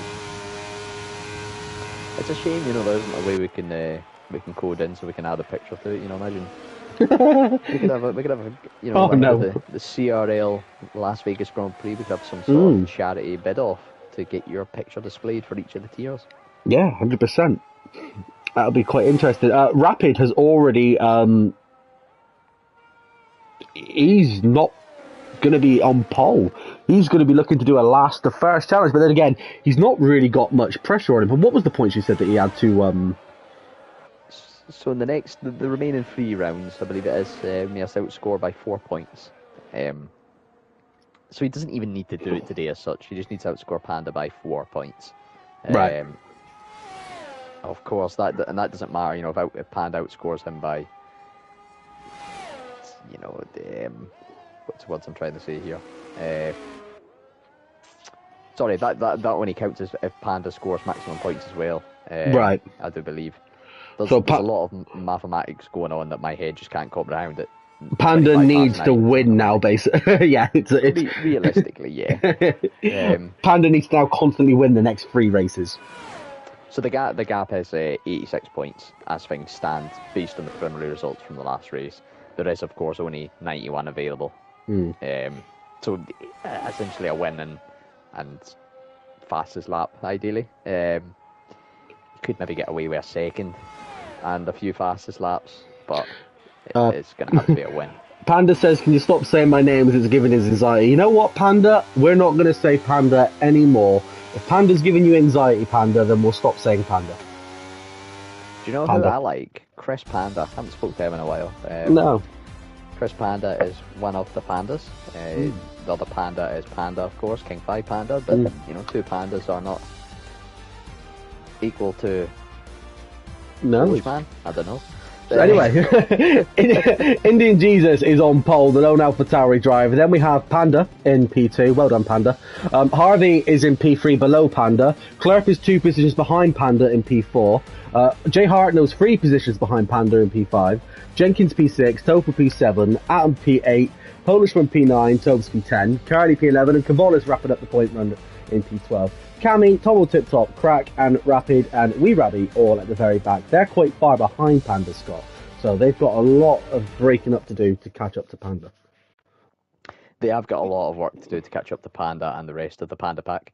Of course, there was a big pack in the middle. Only 5-10 separating about 6 cars. That is about the width, the distance on track of the snout of a Panda between all of those cars. It is really that tight. So it could, with those cars being so close together on pace, there could be a bit of pandemonium throughout this race. I knew you had to get it in somewhere. Ironically, Panda is racing in the Haas, which is black and white, which are the colours of a panda. So it's almost as if it was meant to be. It truly is, maybe we can get that. We can get that fixed for the coming season if that is something he likes to So only one person in front of Panda as we start. Let's have a look at the tyres. Let's have a look, shall we? Tyre-wise, Panda and Indian Jesus are both on soft. So Indian Jesus harnessing the power of the Panda for those soft tyres. Harvey is on mediums. Clark's on softs. It's soft and mediums again, but it's split again, Scott. It's little packs. It's interesting. Panda is on the red striped softs. Does that mean he's now a red Panda? Possibly. We'll see if that was going to be part of the decision-making process at some point in the future. But yeah, two at the front on the softs, then a single medium, a single soft, then a pack of 3 mediums, pack of 2 soft, pack of 3 medium, pack of 2 soft. It is fairly evenly split. 8 soft runners, 9 medium runners, and again, you know, it is the sort of gamble here, maybe a bit more than quota. In an ideal green flag race, you want to be on those mediums now, get the softs out later for that extra pace. However, there is also the incentive that if you start on the softs, you can undercut and you might not get as much traffic. There's a lot of moving parts to this, and then that's before you even consider virtual safety cars and safety cars.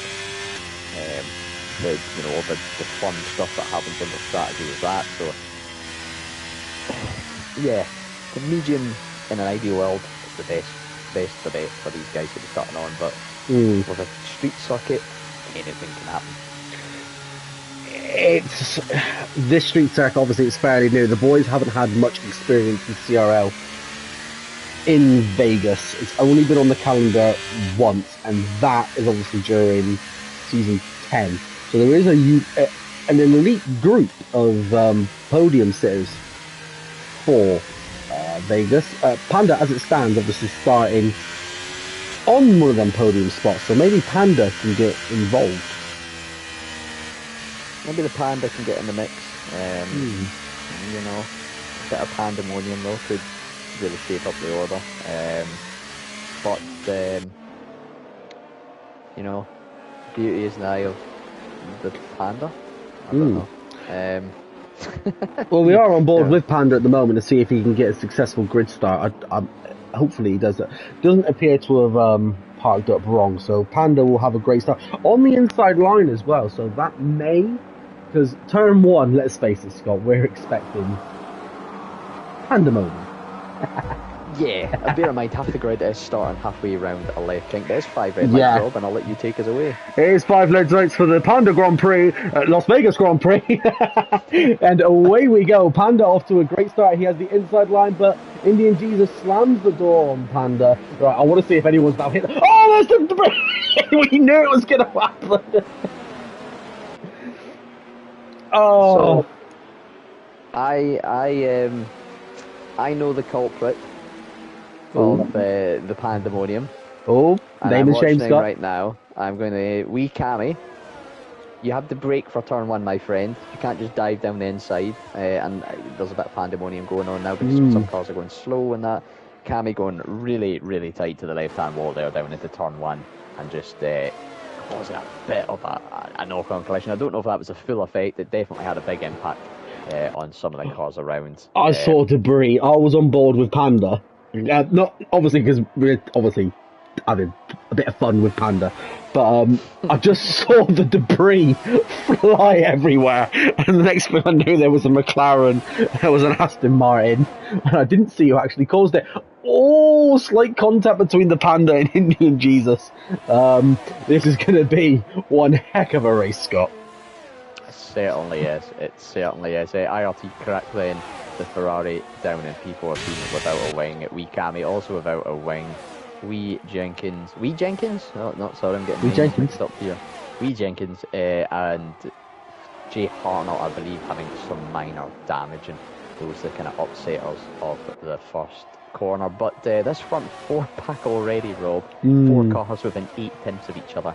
Well, just about a second now as they stretch out down the straight. Does lap 1 of 18 complete? And Panda trying to go down the inside of Harvey into turn 1. As the move done. Although Harvey hanging in there at the inside, outside ball turn to the inside, 4, 2, 3, 4 now, believe it or not. A little touch on the inside wall, though, will affect them a minute. Oh, Curly is out. Is that 2 for 2? I mean, it's the same corner. Curly's 2 for 2 at the Las Vegas Grand Prix, and it's a safety car. Oh, Curly! I've been hyping it all day. I even put in the description, one person looking to avoid the mistake from season 10 is Curly. And what did Curly go and do? He to be fair to him, he stuck to his plan from season 10 and put it in turn 1. I just like to point out, by the way, you know that panda in the comments, that was actually Chris Panda. That was that's the other panda. Message. That's the other panda, that's Chris Panda. That's fair. just clarity. Panda's going to watch this stream back now and go, why the hell are these two just saying my name constantly? We might be, I might have to watch out. We might get sued for copyright infringement by that musical artist called Designer. Oh. You know, the panda. It's 2 laps in. Weekami's retired from the session as well, but I do believe that's an on-track retirement. Have a look. I'm right on board with Jay Hartnell as he comes through past there. He's somehow just. That's a strange place, Cam. I'm not going to lie. That may be not a deliberate retirement, but careless retirement. Speaking of Panda though, and the gang, a lot of them enter the pits early on here, Rob. You know what I was expecting? I was expecting pretty much everyone to jump in and put on hard. The man who only needed 4 points to wrap this thing up has gone, you know what, I'm going to take this until next week. Rapid is out of the Vegas Grand Prix. Bear in mind, it only goes to next week if Panda can, score, but essentially, he needs to win. Realistically, he needs to win. And ideally win with fastest lap. So maybe he's just deciding, I'll have the night off. I mean, I've already got word from Christian Horner.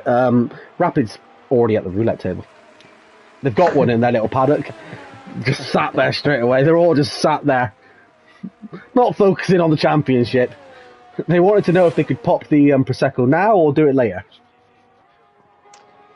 Well, just a little bit of a fun fact, I suppose you could call it. If we continue on at this rate, we won't have any cars left at the end of the Grand Prix. We're on lap 3 with 3 DNFs, 17 cars in the grid, 18 laps on the circuit. So if we continue on at this rate of attrition, I think technically I will win the race. That's the next difficult drive-off. I've already got Driver of the Day votes up in front of me, Scott. A safety car is currently winning Driver of the Day votes. You can't obviously vote for Driver of the Day in the actual paddock, people, for who you believe. And if the safety car does keep coming out in Vegas, it does deserve a vote. I wish I could genuinely put it on the overall statistics that I do each week for the tier. It would be great. It would be great. Why would... I do, the one thing I do kind of love and don't get is there's various screens around this circuit that show the driver graphics from the actual F1 drivers, but they're not synced up. They're just all playing random different videos and different looks of various drivers. You can maybe see if you're on the onboard, the off-board cam as they come around the final corner. And it really, that's just me pointing out, thinking that annoys my kind of like OCD style of things. It doesn't all sync up. Little bit of a tangent. Crack back into the pits then as... I thought there was a bit of shenanigans going on through turn 1, but I think it was just cars. I've got a position. Bit of news as well from the paddock. Curly's asked us to check the Twitch chat now. He's asking if he needs a third comms. Do we need a Ted Kravitz, Scott? I think we may. I mean, yeah. No. I'll let you make the call on this. You're the head comms. Yeah, if you want to get him in, we can have a Ted Kravitz, because I think we are going to need it for this Grand Prix. So you could have had Curly and I could have been out there on track, absolutely storming through to win. I did give you the option. It wouldn't be fair, I wouldn't have come out with retirement.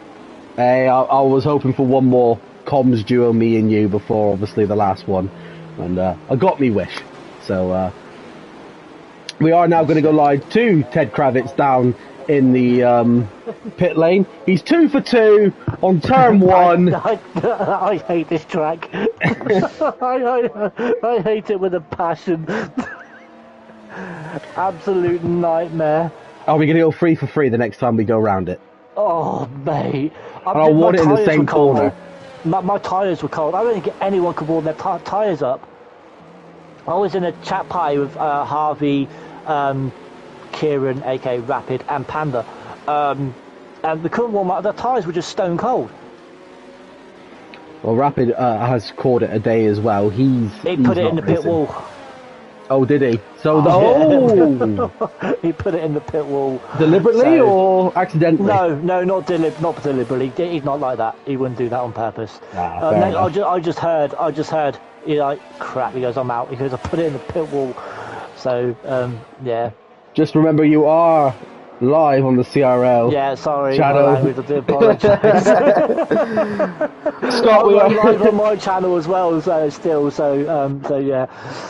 Scott, we are about to get underway racing. I'm going to let you have the honour of the restart. We are on board with Harvey. Well, Harvey and the Williams going to take us back here for the second time under green flag racing. It takes us away in this 14-car pack. We're going to start off lap 5 of 18. Hopefully get a few laps of green flag racing and another attempt at a turn 1 start. He's taking it nice and slow. Already got the ERS on. And he is going to get a little bit of a jump in Polish man as they run down to turn number 1. Tommy Tip-Top has a little look for a second, but he's got Tobes in tight contention. Panda and Cluffy are duking it out, judging by the graphics. And I think, Rob, we've made it through nice and neat. No damage, no issues. See, Curly, that's how it's done. And Panda had a little bit of a touch through turn 4, but all good. I was just about to say Panda and Club did have a little niggle with each other. But Panda did back out, and there was a little contact there as well. I just want to say, boys, as well, we were joined in the chat on the channel by my regular co-host. It is the one and only Mr. AFL. Unfortunately, AFL's not very well at the moment. Fingers crossed we can get him back in the comms box next week for what will be our final comms together. So, AFL, if you are watching, mate, big love from everyone here. Hope you feel better soon. Also, can I just say, Panda is on the roll right now. He's made up to 5th place from that safety car restart. I don't know where he was down in like P9, wasn't he? After that, he's now up to P5. Absolute charge. Yeah, he managed to clear Mighty Atom through. Mighty Atom Cluffer, I think, through the first couple of turns. We Ravi through the second sector and up into P5, like you say. Freshest of the early pitters, I suppose you could call.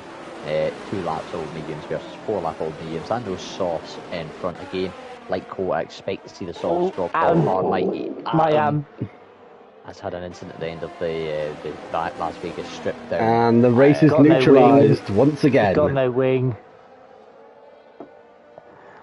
Sorry, to be honest, obviously in Texas, it had to be his home track where it melts up for him, wasn't it, really? I don't think Atom is aware that he's got no wing. He's going round. He's carrying on. I think what's happened there is he's not quite familiar with the track and where the pit entry, but it is a little bit earlier. And he would it is tricky. Going round once again. It's VSC. He's not going to lose much time. No. And not risk getting up pit entry. While we're under this VSC, sorry, Scotty, to interrupt. Can I just say, right? I'm sure this is from everyone as well. Guys, I want to say just congratulate GG's on this mini law tournament or mini league or whatever it is. Obviously, you're not starting season 10 until 11. The new game comes out. But this is absolutely brilliant, can I just say. So, well done. I think we're all thoroughly enjoying it. So, well done from me. I'm sure it's from everyone else as well. Credit where credit is due to the one and only Mr. CRL Murphy, who has obviously stepped down as of the end of season 10. The question is, where do we go forward from here? It is a big loss. He was about in the server, but big loss.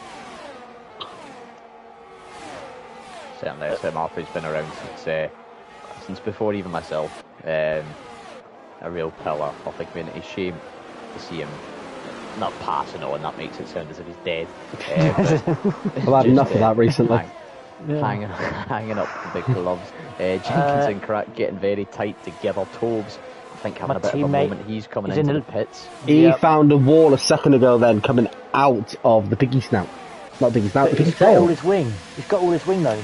Yeah, I don't think he's had major damage. He did make contact with the wall. He may have slight damage. I am on board with the moment as we go in. No, just a wing change. Just a wheel change. Tyres, that's it. Mighty Atom also now finds the pit entrance. He's now in for McLaren. Also, I want to say, Harvey has improved so much, by the way. I race with him quite a bit. And he has come on so much, it's unbelievable. I'm not going to promote my league, so I'm not sure if I'm allowed, but he races in, the league I own. But he won that in a tier. He's gone up to the next tier for next season as well. And obviously he's beaten, look at the lads he's beaten here as well. It's a close grid. It is close. It's definitely been interesting. Harvey obviously has put on a good... To be fair, everyone's put on a good season. It is going to go to next week, unfortunately, though. With Rapids DNF, it does mean that the championship cannot be decided under the City Lights. But well, unless Panda wins, isn't it, I heard? Or did I miscorrect, did I miss here? If Panda DNFs, I think the championship can still be decided, Scott. Am I right? Panda can not drop 5, but he can drop 4 points across the next 3 races from the maximum. Right. So essentially he has to win every race. Yeah. Right. Not drop 4 points, not including fastest laps, that should be said. Obviously there's another 3 points available there. If I'm right in saying, Rob, that rule's still in effect. Are correct, yes. The top 10 drivers being awarded a point if they do get the fastest lap. P11 and P12 cannot pick up the points. Standard fastest lap point rules do apply. And you're still going by standard CRL points, right? We are, that is correct, yes. Points awarded from P1 down to 12, but only fastest lap point can be awarded from P1 down to 10. Yeah, standard.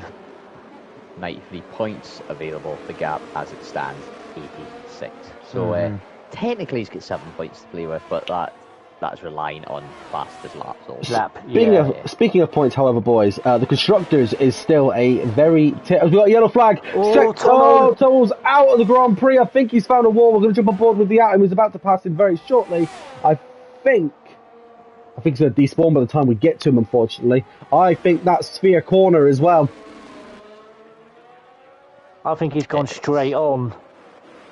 Into the off-road? Yeah, you can see him in the wall. The fact that he is in the middle of the track and it's not caused a safety car. Scott, we are now down to 13 drivers.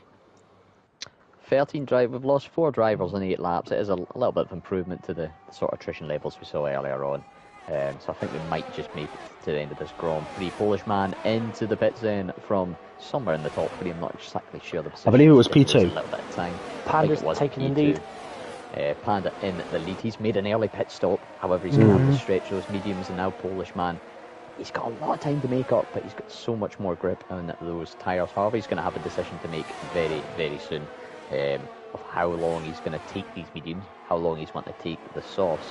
And again, it's about finding that balance of getting enough of an undercut with the softs around those that are going to pit around you, but not wearing them out too long. You've got to have them on long enough to make a difference, but you have them on too long, you've wasted them, and you're blowing your load, for lack of a better description. So say the softs don't last long here whatsoever. Anyway, I think it's about 6 laps possibly. Or were they? I'm trying to think what they were taking me. I think it was 8 laps. Quite brutal. I think it was 8 laps. They said on the setup. But I think that's like literally 8 and they're dead. I think 6 is the literal, you know what I mean, on the edge, and then 8 they are dead. Yeah. 6 to 8 laps, that leaves you 10 to 12 on a medium. Yeah. Sounds about right. Sort of, the 50 to 150% ratio. Flipper getting the move done on Crack. Flipper on a slightly older set of a slightly hard compound, but the DRS coming in. I'm just on board with Topher at the moment. Jenkins, that was questionable. the McLaren weaving in front of the Red Bull down the Las Vegas Strip. It was a good defend, but... And Harvey's in. Sorry, Rob. But Harvey's in. So what we're going to see? We're going to see a set of red walls or white walls. I think it is going to be a set of white walls. It is the only logical answer at the moment. Yeah. It could be a bad choice, though, personally. It's going to take a while for them hards to really get up to speed. I think if we, as we just said, if we put on the softs, then they would actually be literally dead at the end. So hards, as someone just said, would be the reasonable choice here. See, I think he's made a mistake there. I think stick out another 2 laps on those mediums, get them to about lap 11, 12. That's what I was thinking. You'll be blitzing it at the end. The hards, there's not going to be a lot of drop off on them, so they are going to be very, very consistent with their lap times. However, that lap time is going to be maybe half a second to 7/10 down on the mediums and maybe even a second, 1.2 down on the softs. And with those earlier cars making a bit of a number couple hundred safety car, Panda makes the move down the Las Vegas Strip on the Indian Jesus and retakes the lead of the Grand Prix. He made it look easy, and we got a lovely shot down as we've got another yellow flag further back. I do believe that's for Tobes. There is debris on, and guess who it's for? Oh. Sorry, Jenkins and Topher. They're going side by side. And Jenkins and Topher did have a little. They obviously not on purpose, but Topher did have a little tap and put him slightly into the wall. Jenkins does have minor wing damage as well. He is coming in. No doubt I think it might be time for softs, but then again, it's still a big ask. Then again, Jenkins may call it a day. So you still got a chance of a safety car at this point.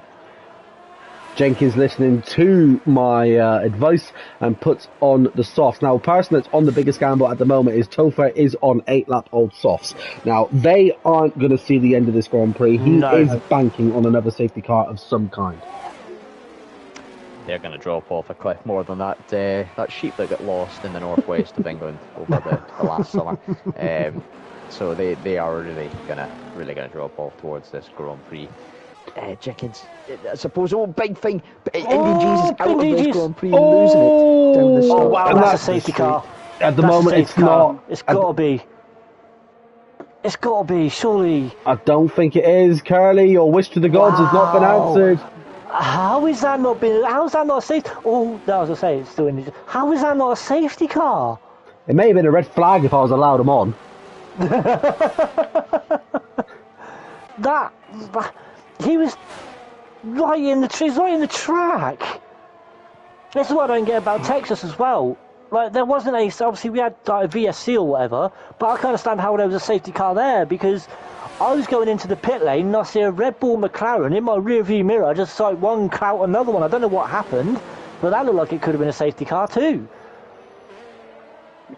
I think it is probably a symptom of it being a new track. Maybe some minor coding shenanigans in the background in the game not quite registered. I mean, let's take a look at happened. Let's roll the clocks back to F1 20. When was it Saudi Arabia first appeared in the game? Was it F1 21? It was, wasn't it? It made appearance I think for it DLC. might have been, yeah. And then it wasn't a great track in F1 21. It really got perfected in F1 22, and it's just continued on from there. So it could be the same again for Vegas. I'll say, if you remember at Jeddah when they had that pit lane exit glitch, didn't they? Where you got a penalty of like 30 seconds or something, wasn't it? Something like that. Well, I wouldn't be surprised if we don't see some corner reprofiles and slight changes next game cycle. Just because bear in mind this model of the track and the whole was rushed. Aesthetic of it. Well, it was created before the track was even finished. It was, yeah. So definitely, it definitely is a work in progress. And speaking of work in progress, Cropart is working on his progress up the pack, currently up into P2, making a lovely overtake down the Las Vegas Strip. Brilliant bit of DRS movement. Caught every second of that. It was lovely. Meanwhile, Topher will be looking to try and recatch up on Jenkins just to show some of the back markers a little bit of love. Not in DRS range at the moment, but You could pick up so much speed, even with the ERS down that straight. So obviously, guys. Oh, sorry, go on, Sky.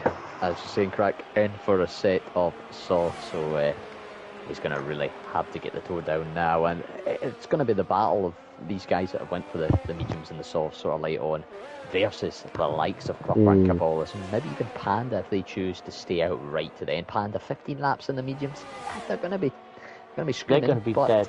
it's not outside the realms of possibility. Clipper and Cabolas certainly within a chance that the Hards will stop the drop off at that rate, but they'll still be fairly consistent. And Crack and Rabi, Hartnell, and Jenkins and Topher, the lot, going to have to deal with a bit of traffic and a bit of battling between each other potentially. So it's a really, you know, a battle of the here and now and the long run. We'll see how it progresses. Meanwhile, Rapid has now left the session, so he's called it a day. But it's still a long way to go. Any one false move. We're having a battle between the Ferrari of Polishman and Cabolas at the moment. Polishman retakes P3 down the Las Vegas strip. He does make it look easy. Cabolas trying to stay in the slipstream. Question is, it's clean and tidy. Nothing major there. Oh, I think Polishman had a little bit of a tank slapper there as well. Did look it. The corner. Yeah. Just obviously quickly, guys. Obviously with the new game coming out in May. It's coming out earlier than expected. May the 31st. Yes, that's earlier than the earliest it's ever came out. Sort of like glitches, do you think, or? Oh, 100%. There'll be some sort of glitches. The major thing is it's going to a new engine. There's going to be teething issues. It's just staying on the same one. No, it's not. It's coming out. It's going to Unreal Engine 4. I thought it was staying on the same one because it's going on to staying on the PS4 as well. If you search it up on Google, it's been confirmed it is going to Unreal Engine 4. Oh, right, okay. That's the one that the rally game's on as well, right? And ACC. And ACC, okay. Can the PS4 take that? Well, either that or a lot of people have just got a bomb in their bedrooms. Well, there you go, guys. If you've got a PS4, then, yeah. Just for a bit of, obviously, just a bit of continuation, Scott, obviously, your former co-host, Lee, obviously used to be on the PS4. It used to sound like a jet engine. I bet at the sound of going to Unreal 4, he's sitting there with a sigh of relief that he's now on PS5. For the next game, if it does, transfer across to the new engine, if he was still on the PS4, he would probably get a job for Aer Lingus with how that PlayStation would be sounding. You'd have the ready kit all available. King 5 Panda there coming through turn 2 and 3, having I don't know if that was a bit of celebratory wiggles of some sort, but maybe almost losing the car for a second or just getting a bit over-eager celebrations. Could be a bit of both, of course. 12th lap on the mediums, they're going to slowly start to die off. Crack is the big contender to watch here, though, lads. He's currently making the move on Cabolas. He has got about 13-14 seconds to the leader. However, 2-lap-old softs, 12-lap-old mediums. That's a massive differential in pace there. It's not outside the realms of possibility. Also, Cabolas and Crack fighting. Harvey is catching, by the way. Yeah. Slowly starting to reel in. 8 laps of difference, of course. Yeah. The Hards they don't drop off the same, but they still do drop off a little bit. It does make me wonder if Harvey had been on 5-lap-old softs at this point, they might have been a bit. They would have been a bit worn, but bear in mind the car's got less fuel in it, it's got less weight, there's less energy going through these tyres, so it's not completely out of the. The thing is, though, boys, there, maybe battling P3. It just takes one false move from any of these 12 drivers, and it can change the entire race. While everyone is getting a little bit spread out now, one false move in Vegas, and that's it. Jay Hartnell getting around Wee Rabby quite easily there. One false move at turn 1 and you're in the wall. You would know. Or just your tyres are not warm enough. That's Mate, it. you're 2 for 2. I'm not gonna let it go. And if you don't do I it didn't again, think you would. and then if you don't do it the next time we go racing round Vegas, I'm gonna be Just don't have Vegas on the calendar. It's simple. not a chance. It's going on the calendar. It's a great track. Speaking of which, Wee Rabby nearly put it in your war. It's going to be named the Curly Corner now. But the isn't thing it? is, though, Scott's Hill in Portugal. Right. Where there's other tracks as well, Scott, isn't there, where CRL drivers have got parts named after them? Just before we get into this, disclaimer here, I'm of CRL, that there's no guarantee that Las Vegas will be in the season 10 calendar. Season 9 calendar, all decisions will be made later on and would be decisive. But yeah, there is... Thank you very much, Scott, for confirming that. That was the terms and conditions, you know. There's the famous bubblegum corner, or swallow gum corner, turn 1, 2, 3, 4 at Hungary, named after the legendary Jamie Robertson, who, through going for it mid-race, choked and swallowed a bit of chewing gum.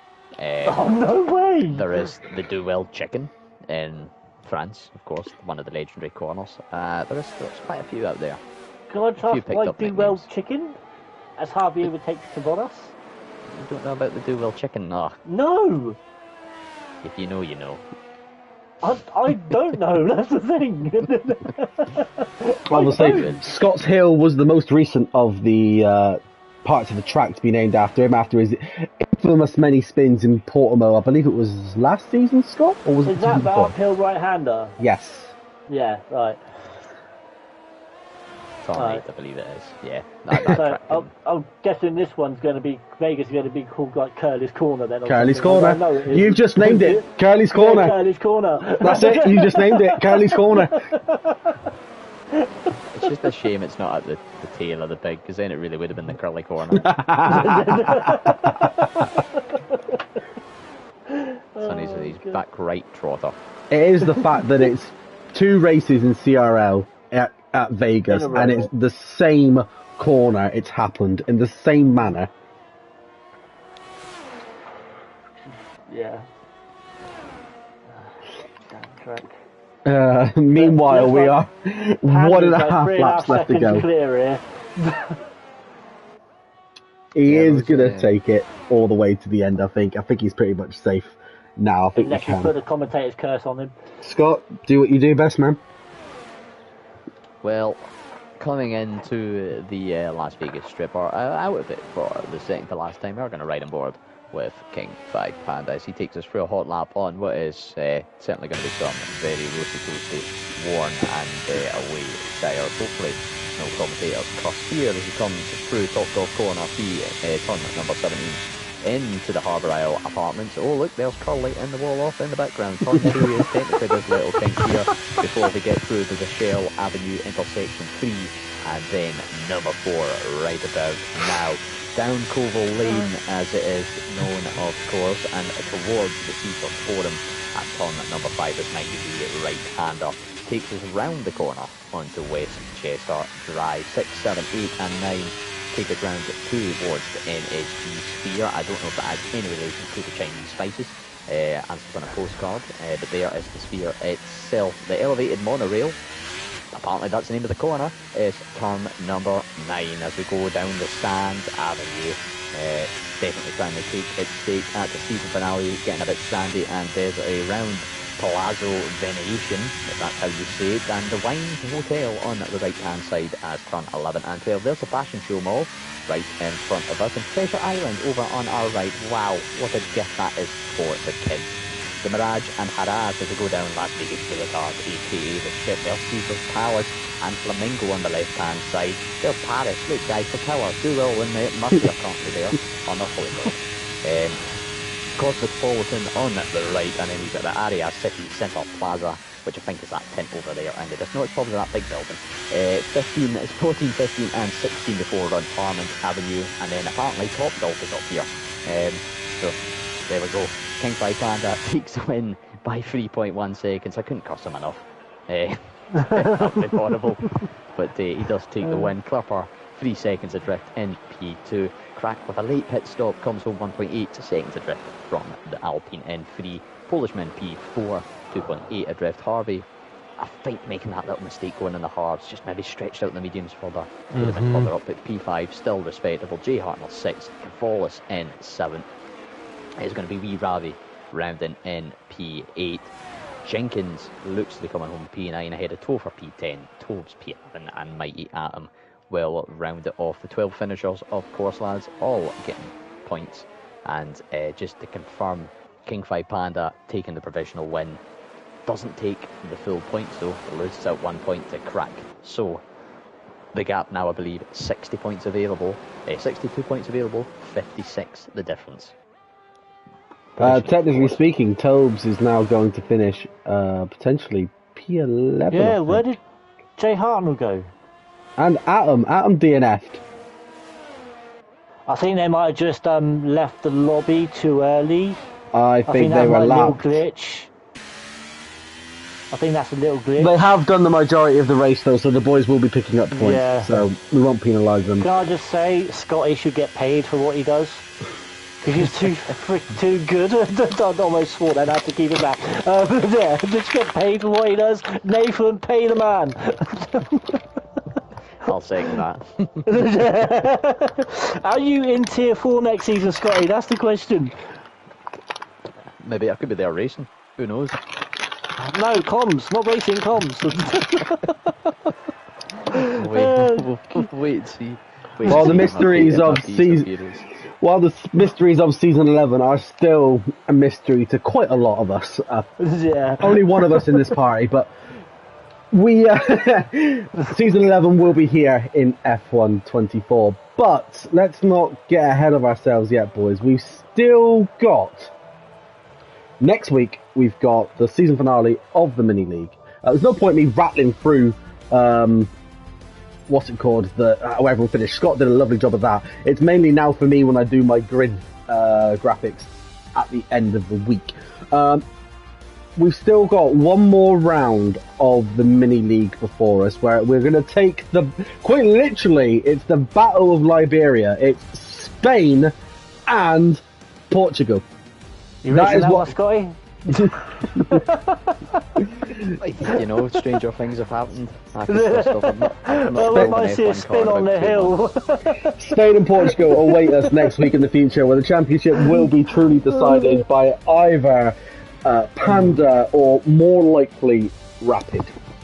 The Constructors is still very much alive between quite a lot of the teams, and we also do have the ACC League, which goes on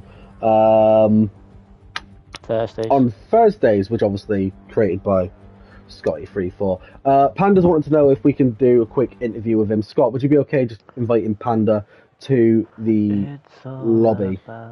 Yeah, we'll get him in for a quick chat, but it will be a great finale next week. Must be a credit to yourself and Murphy getting us on the road for the guys. Trying to say, like, the off season. Go on. Yep.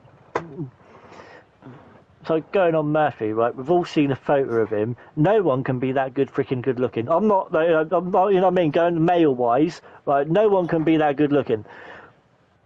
That sounded so. Essentially, Murphy, if you are listening or if you are watching at home, yeah, I was gonna say that sounded so wrong, but you know what I mean.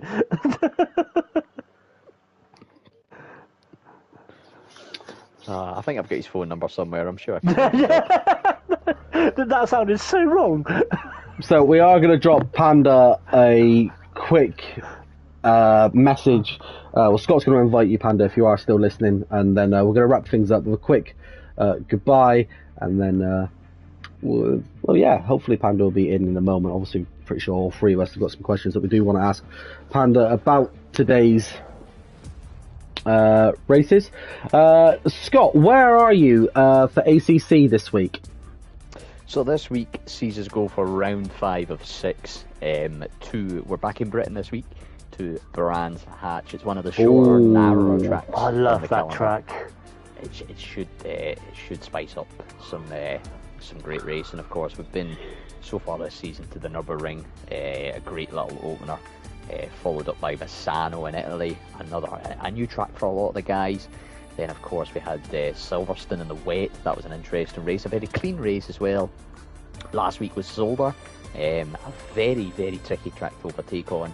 So a few incidents creeping in and a few bits and pieces, but overall another good standard race. And Brands Hatch, a personal favourite of mine. It should be a good little race. We've got a nice championship fight on the cards between, I believe it is FRL Phoenix, Jake, and CRL Nathan. Obviously Nathan, 7 points separating them at the top of the table, and I believe it is 88 available over the two races, so plenty to play for. Points down to P25, of course, so plenty to play for everybody. I'm currently trying to get inside the top 15, which has been a bit more of a struggle than I would have hoped, so it should be a good one. I believe we should have comms as well for this first day, so if you're at a loose end about 8 o'clock, feel free to join us. I have invited Panda, by the way. We'll give him a few more minutes and see if he joins. Panda, are you joining? But obviously that's all to look forward to this week. Next week, obviously, like I said, we're taking to the Battle of Liberia for round week 6 of the mini league, where we are going to wrap things up for Well, it's not wrapping things up. Panda says he's not received anything. Scott, if you want to try and invite him one more time. So that'll wrap things up for the mini league. Obviously, ACC will come to its conclusion as well next week as well, and then we have one last event to go for CRL's time on F123, and it's the anticipated Cone Cup. I'm looking forward to it. I know quite a lot of people at home are looking forward to watching it.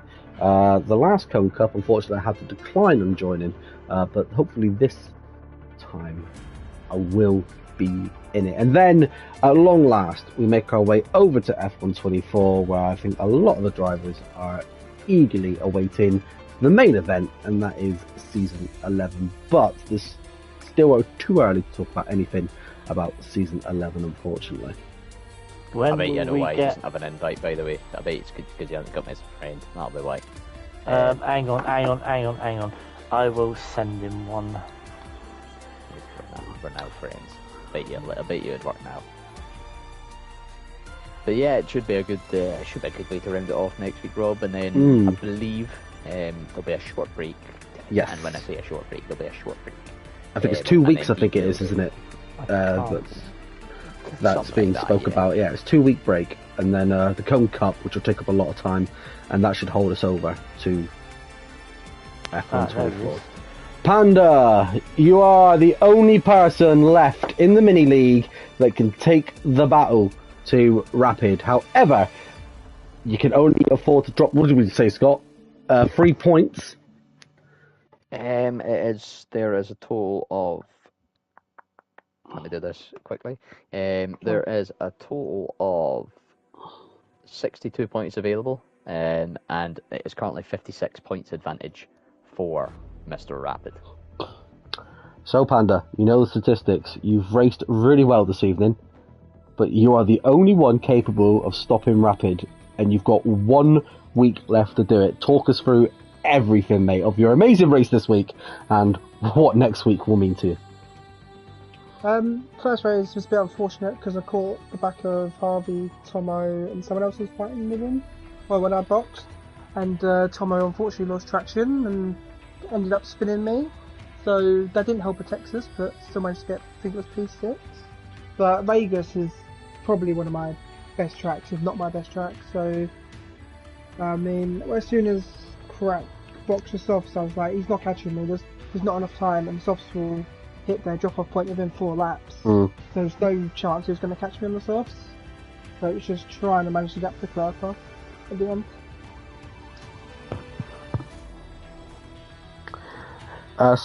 Yeah, no, you couldn't have put that any truer, to be fair. You did have that most comfortable distance, you were well in the lead. Now, as explained, next week is, you really need to hope either Rapid can't make it, and you put in an amazing performance, or the man DNFs. Obviously, we don't wish DNFing upon anyone, but next week, it is quite literally the Battle of Liberia for you. You've got Spain as your part 1, and Portugal as your part 2. I mean, I like both tracks, so... Okay. But Rapid's my friend, so if he beats me fair and square, because he's probably going to win it anyway, realistically, then fair play to him, because he's been consistent all season long. and kept out of incidents. So Yeah, that's what we like to hear. Good sportsmanship at its finest. It is getting a little bit late, so we are going to snip the interviews a bit short, mate. But you raced well tonight. I'm pretty sure both the boys here, Scott and Carly, will agree. But you've got literally the battle for Liberia next week, so maybe not. I mean, we're going to be talking to you next week regardless, but we won't be talking to you as the first mini-league champion. Who knows? Stranger things have happened. yeah, we'll see what happens. Scott, Carly, anything that you want to add for Panda for the season? No, I just want to say thanks for having me, lads. It's been very enjoyable. Gave me something to do tonight in the end. Thank you very much for having me. Been a pleasure, Collie. Thank you for having me as well, Rob. Been a pleasure to be back in. Panda, all I can say is best of luck for next week, mate. If you don't manage to make it, it is unfortunate because from what I've seen, you've run a very good season. Rapid has been very good as well. Yeah, it's keeping out of incidents when like you box and you fill it into the field. Is trying to stay out of the incidents because there's been a few times where I've had incidents with people and there's nothing I could do about it. So that's the difference. Right then, boys. That is going to be the end of the American Dream. I do believe, Scott, Carly, we have captured it quite well this evening. We've had incidents, we've had racing, we've had a bit of everything. Well, yeah. Well, say all I've got to do is I'm waiting for a clip from Harvey because in Texas, his car was actually on top of mine at some point, by the way. So I'm waiting for a clip of that. And on that bombshell, it is time to end this evening. There you go. Thank you very much for watching this evening. We are going to be back the same time as we were this week, where we take the battle to Liberia. Either Rapid will be our first ever mini-league champion, or Panda will be. I've been your host, as always, CRL 34. I hope I see you guys again next week for what will be, for now, my final comms. The CRL. There's a lot of action to come. You don't want to miss it. I don't want to miss it. But if you need a bit more racing in your life between here and now, remember, like Scott said, ACC is on Thursday night. There's still a lot more action yet to come from CRL. Don't go anywhere. And maybe, just maybe, Mr. AFL will be back next week.